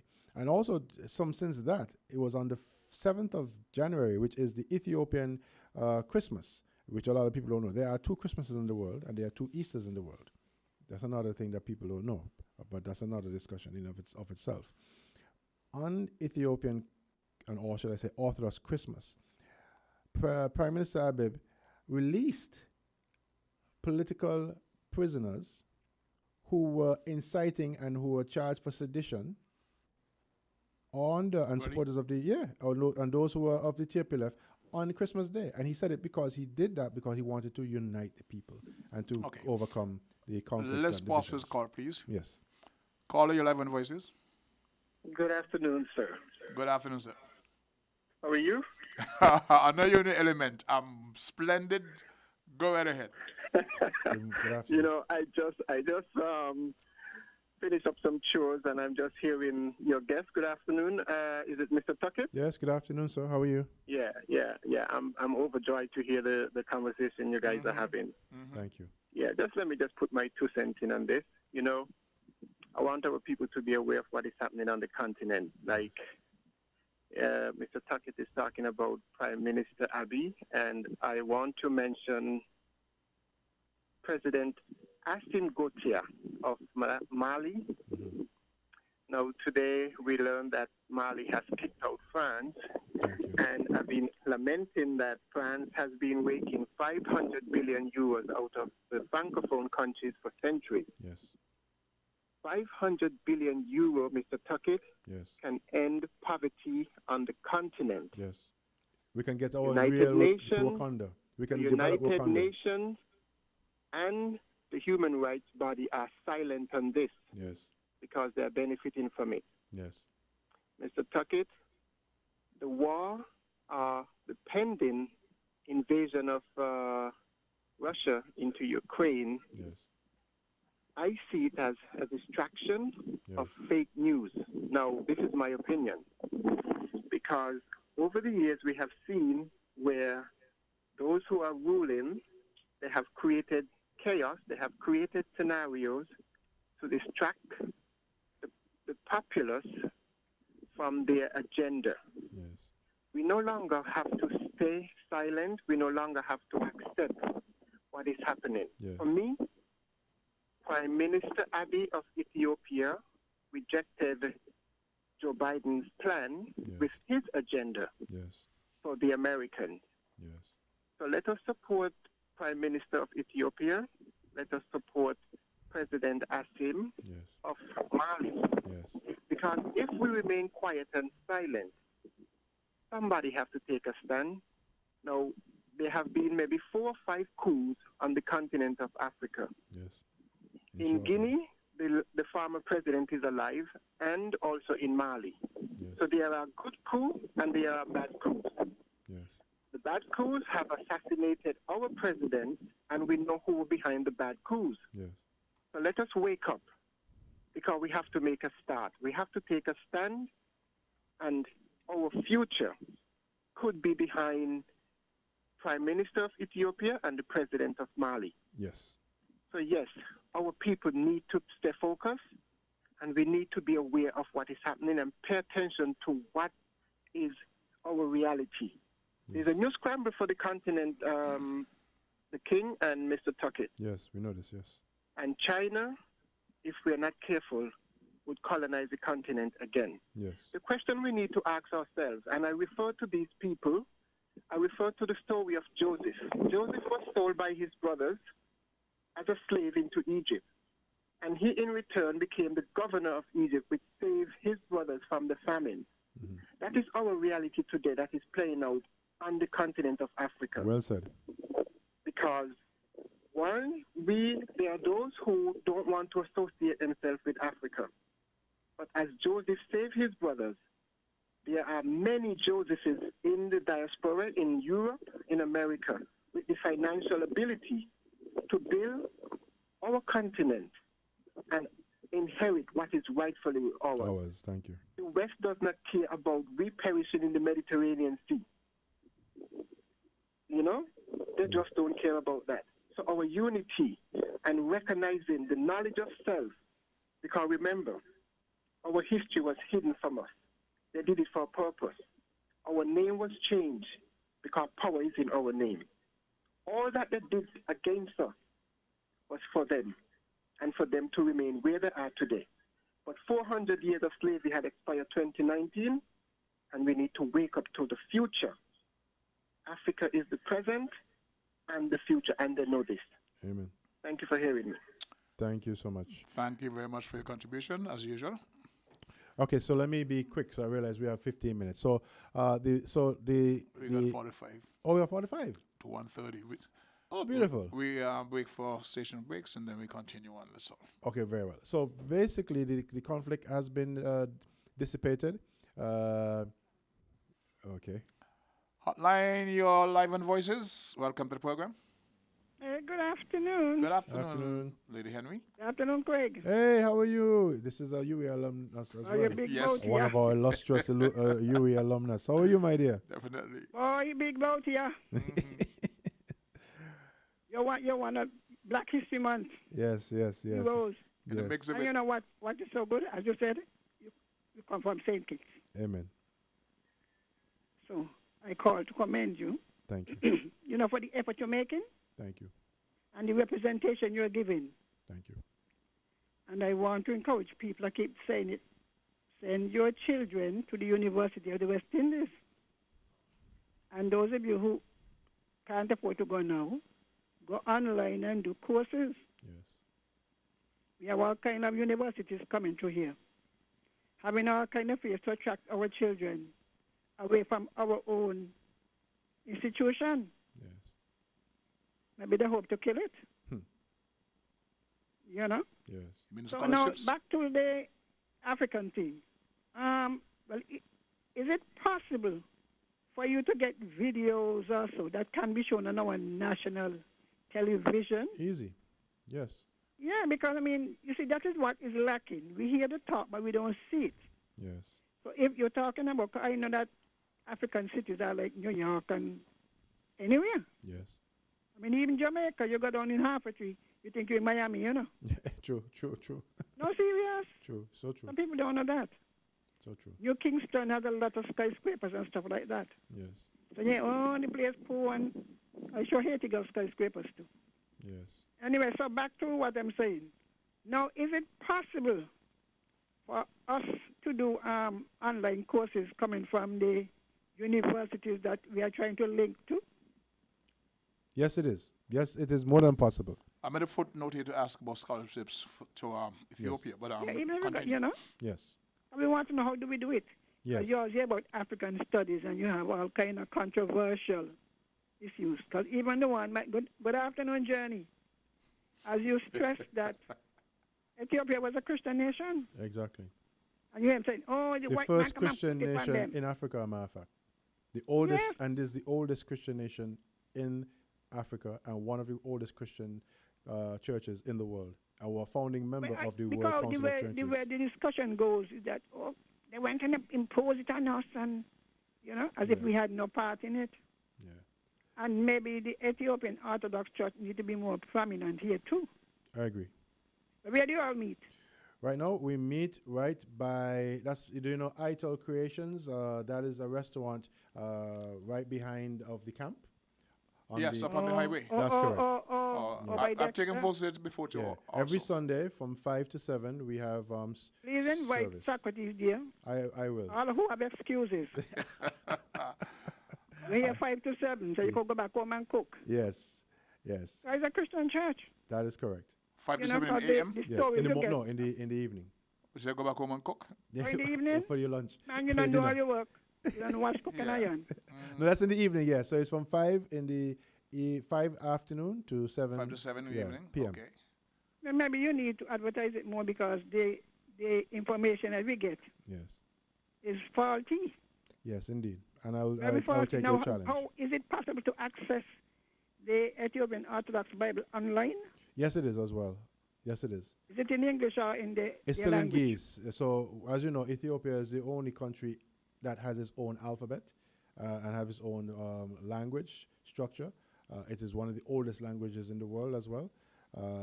Which one is that? Ge'ez, sorry. Ge'ez and Amharic, both of them. Ge'ez and Amharic, Amharic. Yes. So Ge'ez is what is used, just like how the Roman Catholic Church used Latin for their divine service. Ge'ez is the ancient language, which was given. That the history behind that is a long story in and of itself. But yes, so those are the type of things that we have had discussions with the director of Ethiopian linguistics and culture, and we are Yeah, because we're saying we have all of these things. But I mean, what call them now? Relationships. Yes. That is not the correct word, though. With a number of African countries. But it is still hanging out there. Yes. I have met many Africans. I met 2 Ethiopians in Washington, D.C. They speak perfect English. Don't think that they don't look black like us. I must tell you the truth. But I've seen some They look black like a like us. mixture of Arabs. No. Ethiopia has a mixture of all the races, you know. You have blue eyes, green eyes, black, brown. I'm telling you, we have clear, and yes, all of them are beautiful. The beautiful men and women. Yeah. I met 2. Yes. But what I'm saying, I met a Kenyan professor. Yes. They were very strange. Yes.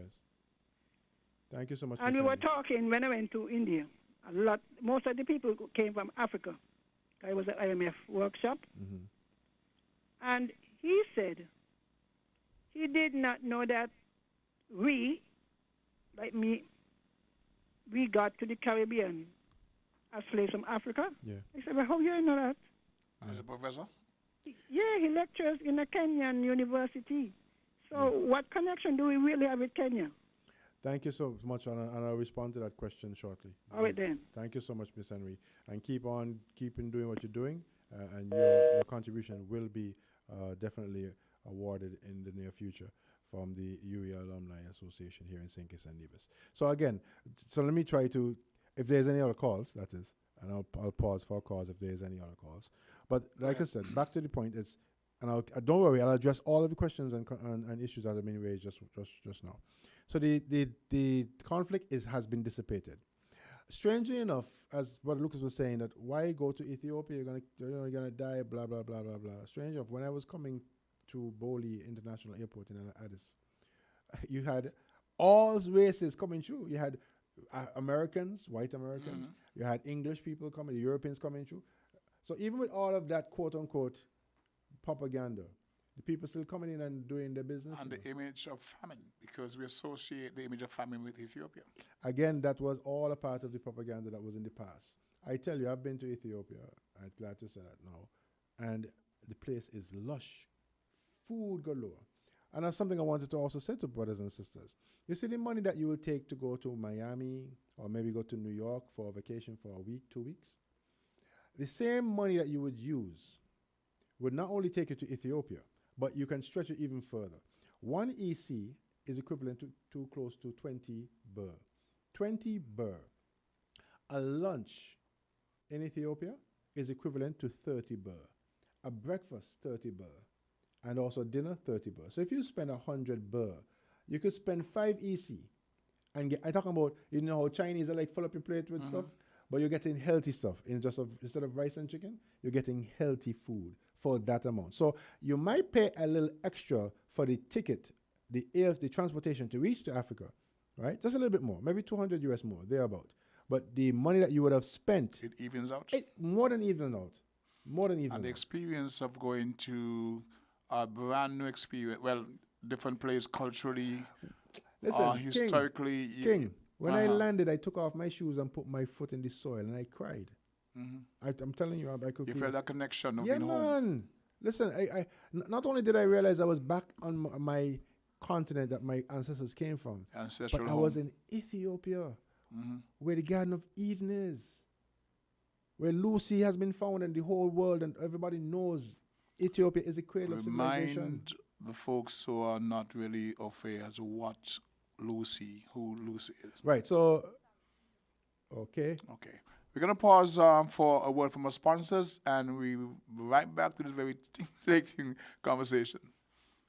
Supermarket shoppers understand that convenience matters. At Hortsport's Value Mart IGA, we know that price matters most. Ample parking and the widest variety matter. At Hortsport's Value Mart IGA, we know that price matters most. Clean, spacious aisles and the highest level of customer service all matter. At Hortsport's Value Mart IGA, price matters most. We've renewed our commitment to guarantee the lowest prices in the Federation. Why? Because we understand that in this tough economic environment, price matters most. Shop smart. Shop Value Mart, where price matters most. Farms Estate Nevis and Wellington Road, St. Kitts. Get your property properly covered today. Constructing your dream house or considering renovating your property? We will make sure your property is properly covered at Guardian General Insurance. Yes, at Guardian General Insurance, we will ensure that your property is properly covered with our private dwelling and contractors all-risk promotion. Visit or call us today and get affordable rates, premium financing arrangements from now until March 31st, 2022. We will properly cover fire, lightning, explosion, thunderbolt, bursting or overflowing of water tanks and apparatus pipes, burglary, theft or larceny, impact by road vehicle, riot, strike or malicious damage, hurricane, earthquake or volcanic eruption, flood, collapse due to subsidence of landslip, loss of rent, cost of temporary accommodation, and much more. So get your property properly covered at SL Horsford and Company Limited, local agents for Guardian General Insurance today. Special terms and conditions apply. Call today at 869-465-9355 for further details.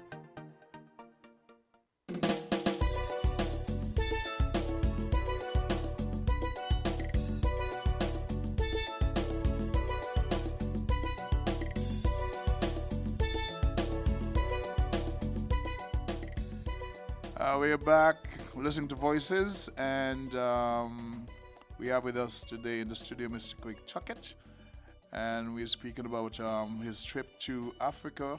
He was actually, Ethiopia to be precise. Yes. You were there when we were speaking to the professor. Yes. And you were able to give testimony to what he was speaking about. Of course. And you're now here to more or less elucidate what happened there, was happening culturally, spiritually, and the need to re-engage with our ancestry. So please. Yes. So again, a lot. So just again, to finally hit this point, there is no conflict. The conflict has been dissipated. There is no concern. There's no fear. Ethiopia is in good hands with the present administration and led by the Prime Minister Abiy. And we can see that even the persons or the countries and their embassies are still active. Of course, the American government has taken a hit because remember, even the time of even the time of Trump, when he made the outlandish statement that, we just bombed the dam. I went to the dam. The dam is remember, the dam is the largest dam in the world, It's going to be the largest hydro I'll dam. confess I am in totally the world, unaware of that. Oh, yes. It's The Renaissance Dam. Yeah, okay. And that is the whole history. Because, again, if you understand where Ethiopia is a Christian nation and then Egypt and Somalia, I don't have to go into details about that. I don't want to be saying things that may carry and have different perspectives. But understand the geopolitical challenges that Ethiopia is up against. Just trying to provide electricity and more power to the 130 million people. Ethiopia is the second most populous country or state in the continent of Africa, second only to Nigeria. And so, you know what this will do? This will truly make Ethiopia Wakanda. Let's put it that way, right? So the issues that we are seeing and the propaganda that is being spread is because of geopolitics and, of course, the history of colonialism. So that is no longer no more. Okay, after this call, let's speak to the investment climate. Yes. But caller, you're live on Voices. Oh, hi, how are you? Good afternoon, welcome to Voices. Okay, yeah. I had the privilege of living in and traveling among Africa from a very young age. Splendid. I am Chitishan. Yes, you're blessed. I have two daughters who are Kenyan, but I don't think that we realize that there are a growing number of Africans living in our federation. In fact, there are quite a lot of Kenyans living in Nevis. I know Kenyans living in St. Kitts. In fact, one is a very popular journalist. And one of the interesting things is that right now I know a child who is half Kenyan. Well, I don't know if half, quarter Kenyan. 1/3 Kenyan, 1/3 Sudanese, and she was born in Nevis. So we need to be aware of who's around us. And yes, we need to know more about Africa. Africa needs to know more about us as well. Thank you. It's no sense thinking that They know. we are going to be accepted with open arms. If people don't know anything about you, they're going to remain cynical. So we need to educate them before we go throwing ourselves on them. I had glorious years living there. In fact, I've been to Ethiopia, Sudan, Somalia, Kenya, Uganda, Tanzania. I speak Kiswahili very fluently, and Kikuyu, because that's the tribe I was married into. So we have people in our midst who know more than we think that they know, and we need to capitalize on this to educate the people. Dialogue. Thank you. What's your Yes, we name? need dialogue. What's your name, mother? I'm called Pat. Okay, Pat. Thank you so much, and I hope hopefully when you hear more of what I have to present, I hope I will be able to see you when we do call that meeting. But Ethiopia is really a lovely country. You could actually follow the biblical path through it. Moses in the bulrushes, the Queen of Sheba. Everything. And Ethiopian and Sudanese are, Are the one. most beautiful people Of course. in the world. Yes. In fact, Alan Ricker, one of the famous British journalists, says that the most beautiful people he's seen in every way is in Sudan. Yes. So we need to know more about us and get people to know more about us before we lay claim. That, there need to be a caution as well, because if we throw ourselves in there and then get rejected, then it's going to be a very sad state. So we need to wake up. Anyway, this is a very interesting program, and thank you very, very much. Thank you very much, Pat. Like I said, I hope to look forward to meeting you when I call that meeting. So, for instance, King Socrates, I like to say King Socrates because you rightfully won your crown, and not only that you can see from your persona you are indeed a king. I'm African. Thank you. So there it when is. I went to Ethiopia, I was treated like a prince, not a king. I leave that for you. Listen.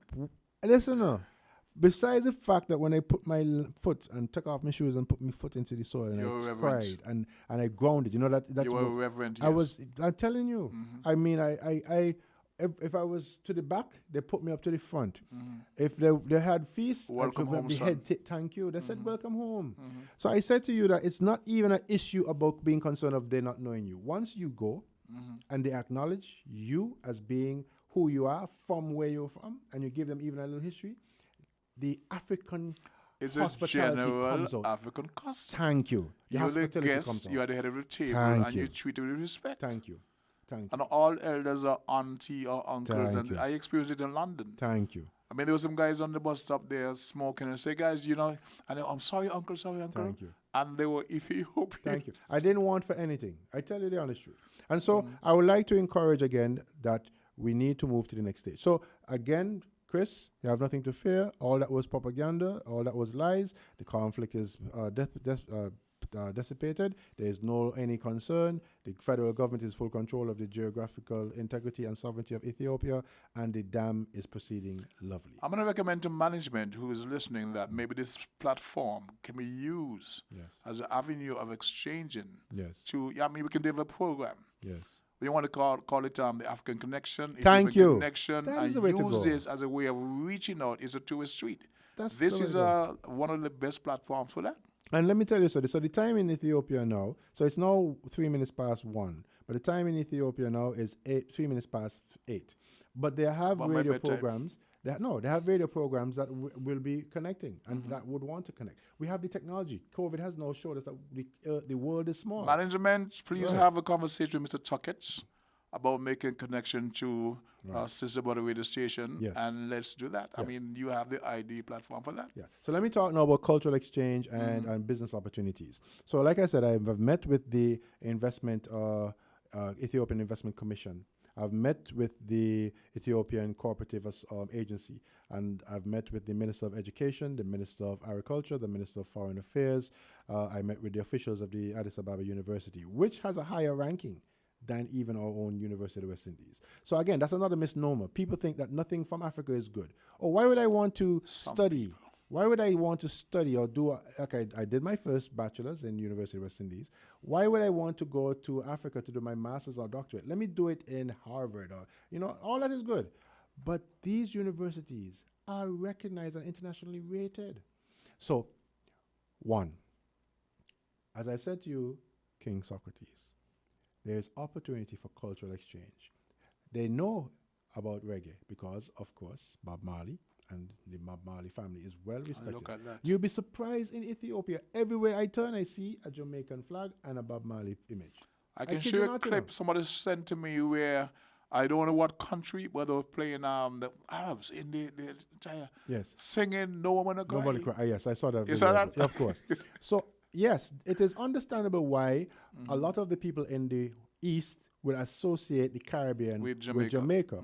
But we, as the sister said, Pat, we need to do more to educate. So that is why I'm trying to make now that connection through a memorandum of understanding through the University of West Indies and the Ministry of Education and the Addis Ababa University through our alumni to make a cultural exchange. The vice president of the Addis Ababa University has already said they would love to facilitate cultural exchange and educational exchange. So we have our students coming for a term or semester exchange. They come to St. Kitts or parts of the Caribbean. We take our students and carry them to, for instance, Ethiopia, and they will have that. And that is being done right now by the University of West Indies with universities in Toronto, with universities in America. But so not to Ethiopia as yet. Well, let me say this. I don't really blame, I don't really put that as it is, because a lot of our own Caribbean leaders have never been to Ethiopia or never been to Africa.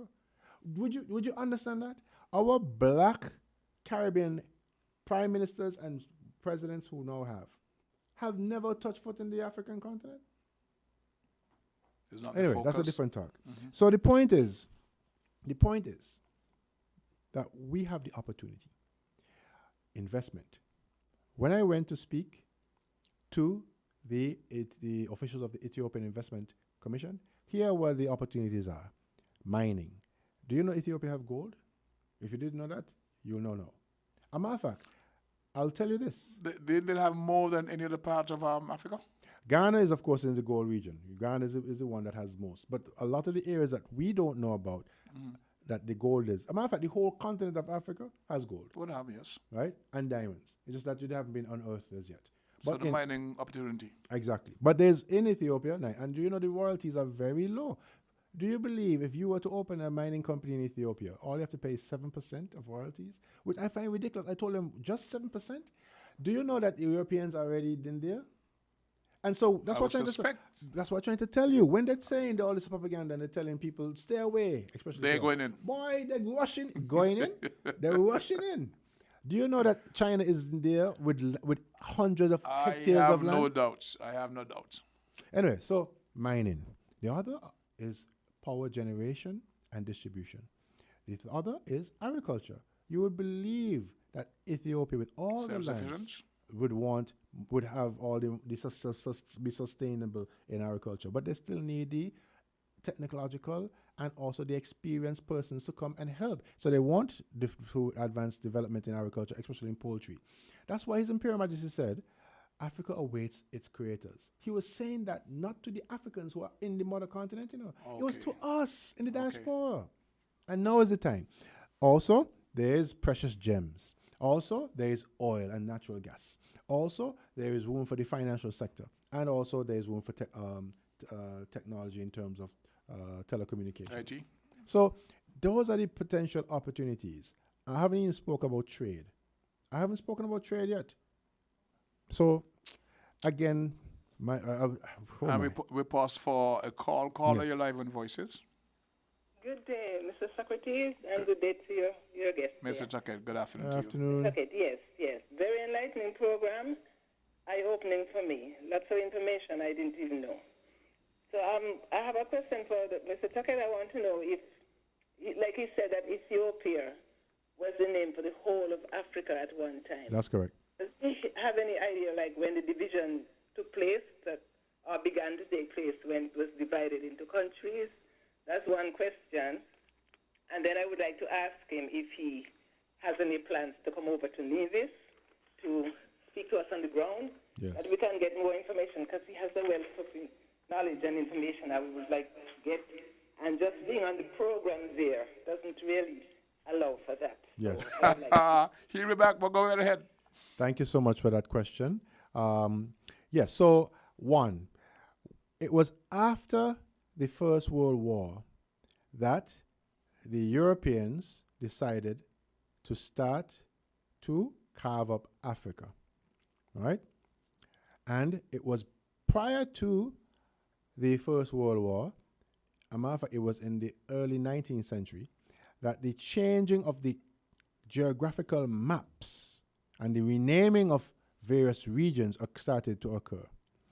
If you were to Google, do right now, if you're listening to me, Google on your laptop or on your device, look up Kush, or look up maps of Kush, or look up maps of Ethiopia, or ancient maps of Ethiopia. You will see what I'm speaking of. And you will also see the history and the link that will give you the history as to when it was the Europeans decided to carve up Ethiopia, or Africa, or the continent that's called Africa, but I call it Ethiopia, into what we have now in terms of 53 states.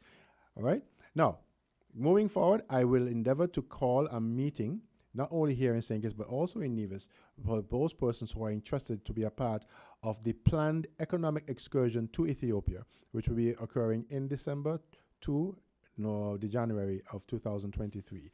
This will give us the opportunity to stay, for those who can stay for a week or 2 weeks, or the maximum a month, where you will be able to, one, see the business opportunity and the wealth generation and creation opportunities in Ethiopia. You'll be able to visit the African Union headquarters. You'll be able to also participate in the ancient UNESCO World Visit, the UNESCO World Heritage Sites, such as the rock-hewn churches of St. George and Save of the World, which is Mehdi Alem. You'll also to participate in the Ethiopian Orthodox Christmas and also the Ethiopian Orthodox Timket, which is the celebration of the baptism of Christ. So you will be able to delve into the rich history, spirituality, culture, and economic prosperity of Ethiopia and the investment potential, and of course the cultural exchange. So there's your answer, and I'll be announcing that if not at the end of the show, but at another opportunity once you give me the opportunity to return. Definitely. But I will be sharing my contact information, and again, like I said, if you go on Facebook, my Facebook page is Paulus Craig Tucket. You can also friend me, and you will be able to see the pictures from the pilgrimage I made to Ethiopia and the persons who I met. Paulus, Paulus. Let me make sure I have that, because I don't want to give you wrong information. But if you put Craig Tucket, you'll find me as well. Okay? All right. And we taking this call. Caller, you live on Voices. Just to add to what Brother Paulus is saying, is that the old maps will show you how can the West Coast, which is the western Atlantic Ocean, which is called the Atlantic Ocean today, was called the Ethiopian Ocean. Thank you. How come South Africa, the border, the sea down there was called the Ethiopian Ocean? Thank you. How come all what you call the Indian Ocean? Look how far India is from Africa. Thank you. But you're going to call it the Indian Ocean as preferred the African Ocean or the Ethiopian Ocean? How come the Red Sea, which was called the Eritrean Sea, Eritrea, Thank you, which was a part of Ethiopia, one of the northern provinces, was changed to the Red Sea? Okay? Because if you follow in the Bible, you will see a lot of what was told by a lot of the prophets with the enslavement. We went as far as to Indonesia, Sri Lanka. Yes. You will find black folks all in China and in India. Yes. From the very first wave. The Polynesia. Zanzibar of Tanzania. Yes. When the revolt of the Zans took place in Iraq. You will find black folks were enslaved and was sent via ships to those areas. Via ships that the expedition from like Queen Hatshepsut from Egypt went down the Eritrean Sea and reached all into what we call Puntland. Puntland including like that space there where you call Somaliland and those areas. And where all those areas Port Mombasa was an ancient port. Don't have the same name. Yes, yes. But all those areas was the name. The ship of Tarshish with all the gold, the ship of Tarshish. Ethiopia, the name Ethiopia was so spread that all in Zimbabwe where you find all those golds, all those ancient caverns in the earth where they mine gold. Yes. The ship of Tarshish, Lebanon, or Lebanon. It all was found on the east coast of Africa. So our history is rich. It just, we have to put it in perspective. And for the lady Pat, Sister Pat, what she said about the journalist, yes, I call him Kikoyo. He told me Kikoyo means like Adam, and Mumbi means Eve in that equivalent. And we are starting a class with Swahili, because Swahili is one of the most spoken languages on the continent. Thank you so much. It's all very edifying. On the continent. So all of that, there is collaboration with Amharic and Ge'ez, which is an ancient language. The more languages we can get familiar with, along with the Ewe and the Akan language, which is the Tree language, which was the original Hebrew. It's all there. So it's all a collaboration, and this is where the conversation would start. Thank you so much. All about spirituality, our wholesome, economics, culture, our history. We have to find ourselves again as to who we are, what we lost. It's kind of, we can retrieve it because it's in our gut, inside of us. It's in our DNA. It's like, thank you. Inside our 12 strands. All those strands in us are coming to light. And we humble, because for long we've been speaking the same song. We've been singing the same song. We are humble. And finally, it is gaining dividends. We're sowing our seeds on fertile soil. Thank you so much. We are dispelling the propaganda and the notion as to who we are as a people. So thanks to all of your contributors. It is time. We have to save the next generation.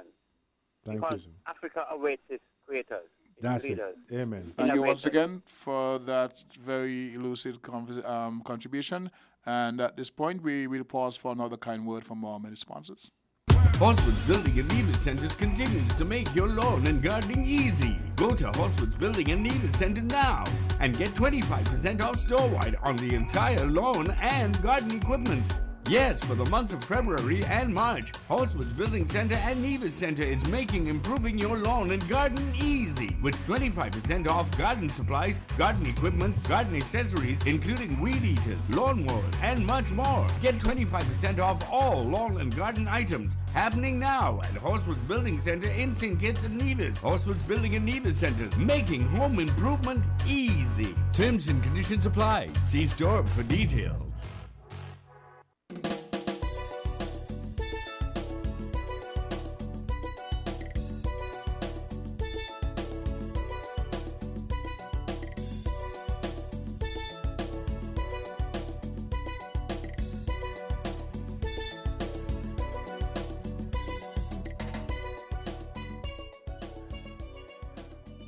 We got about 60 minutes down after the 1 o'clock hour as we cruise down to the close of today's episode of Voices. We wish we had more time, so we are definitely looking forward to doing this again. Mr. Tucket, you have an interest in awakening, of course, Africa Journey. Those guys are always on the ball speaking about these very issues, but you, as a person who have visited with a purpose and here to share what you've experienced, what we need to be aware of is very much in line in educating the people. We take back to the phone lines, call your live on Voices. Greetings and love, man. Good afternoon, sir. Yeah, good afternoon, and give thanks for such reasonment, you know. Give thanks, Mr. Tucket. Thank you. You said Ethiopians and petitioner blood brothers. Yes. Now, did you require a visa when you went there the last time? Yes, I did.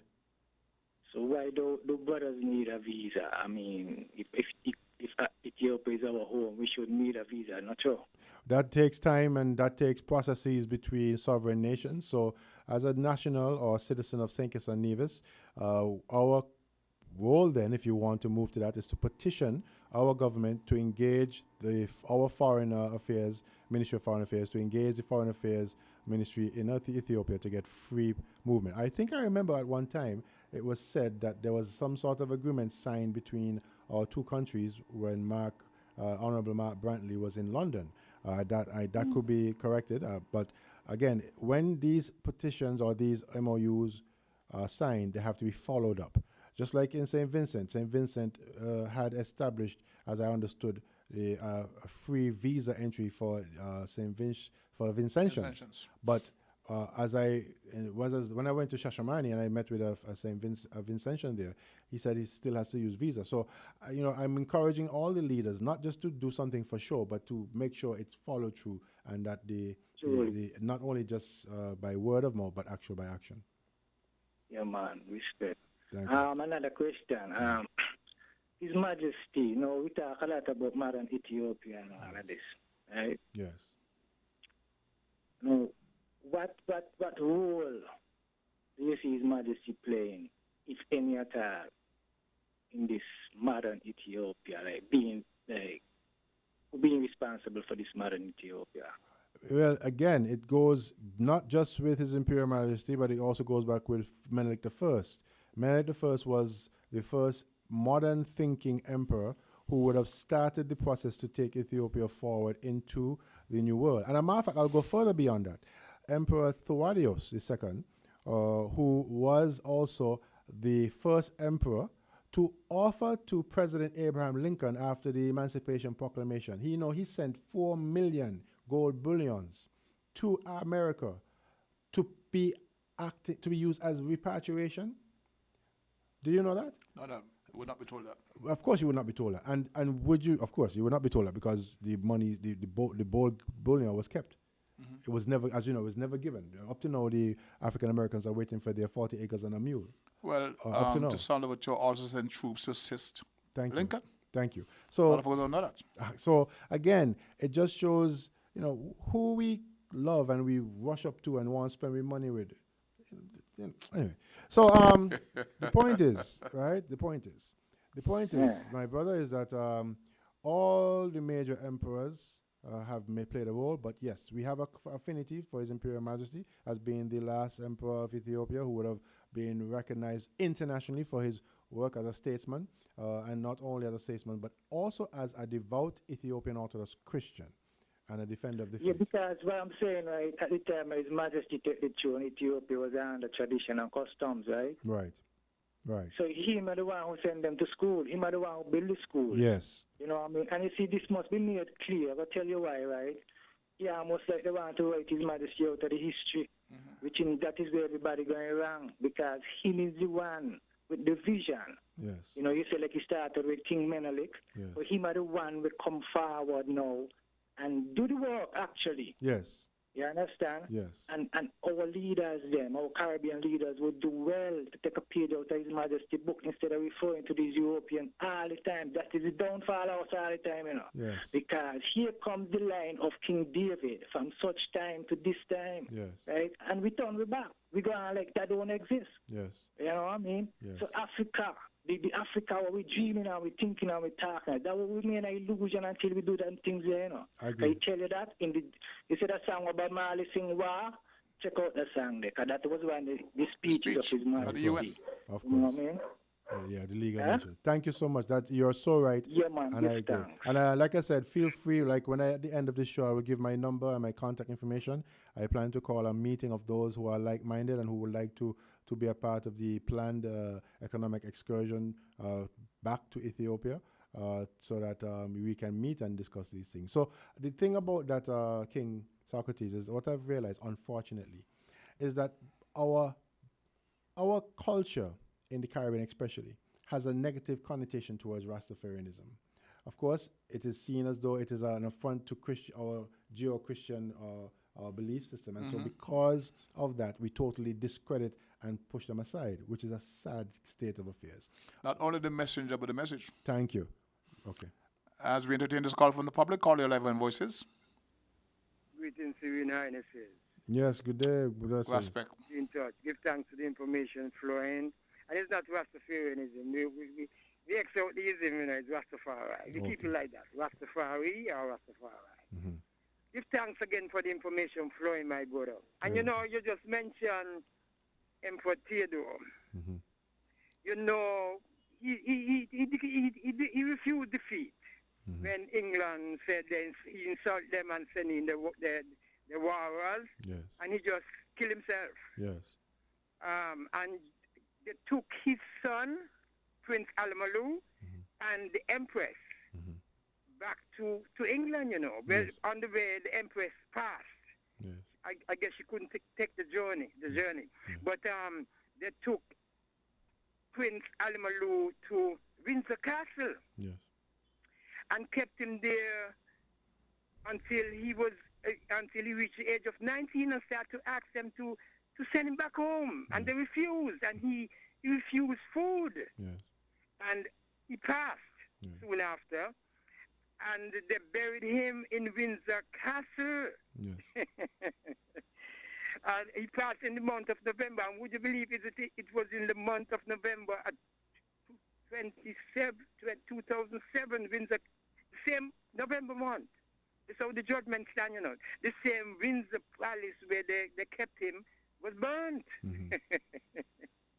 Yeah, once again, give thanks to the information. You know, we know our story, and it's good to know our story because every race ought to know their story. Amen. And we are not just an ordinary race. We are the original people. Amen. We are a peculiar people. Yes. And it is very important that we know our story and tell our story. Indeed. Once again, give thanks, my brother. You're welcome. You're welcome.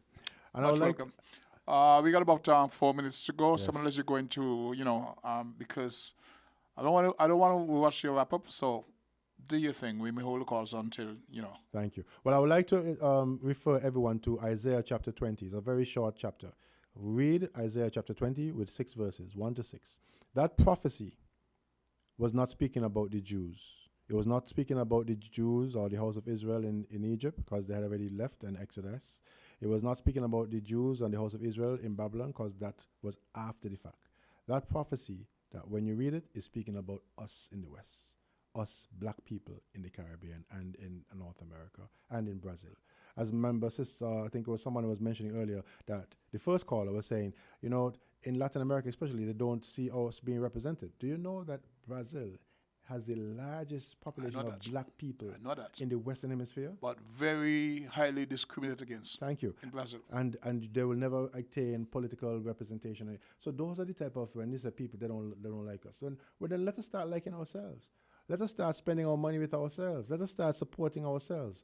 And so, again, just want to say to all of you who are listening, thank you for giving me your attention. Thank you again, King Socrates and the management of WINNFM for Well, speak about the programs. Yes. That you intend to engage in. You mentioned the lady from Nevis. Yes. Asks when you come over there. Yes. If you have the information, you can share where the forums are you'll be speaking. Yes. You mentioned, or was it Sister Henry, the church up at that restaurant? Yes. Those things where people can get made the connection. So Thank you you. have a few minutes to speak to that. All right. So my number is 767-4119, 767-4119. And my email is craigtucketlaw@gmail.com.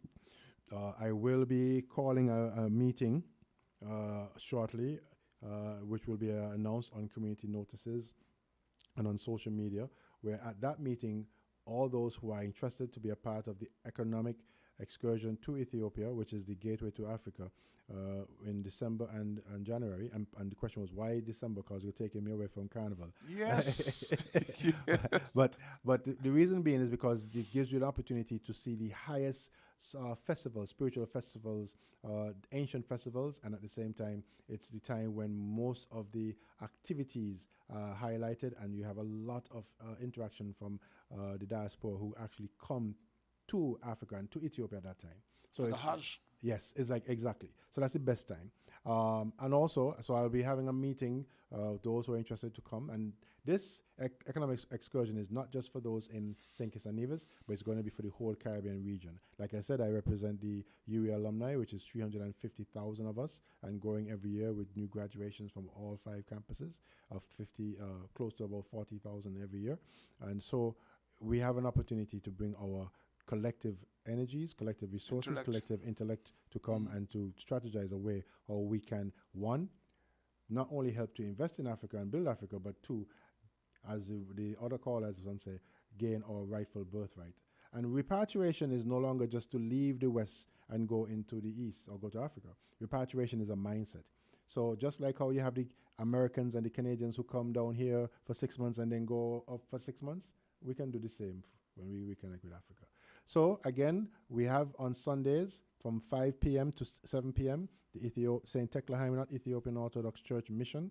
We meet and have service, and we also have discussions and discourse about Ethiopia, about the church, about theology, Christology from the ancient Christian church, and also we have the opportunity for you to engage with us in that regard. Mr. Tucket, I can't thank you enough for what you've shared with the many persons around the world. We have a very wide listenership, and there are those who will follow up with the little comments after, but I know a lot of folks are very much impressed. The folks in Nevis who made their contribution by call or just listening, I want to thank you for being part of this program, and I can promise you, God's willing, we're going to have the gentleman back in the studio with us in a very short time. So for those still celebrating, those who believe, happy Valentine's, still embrace Black History Month.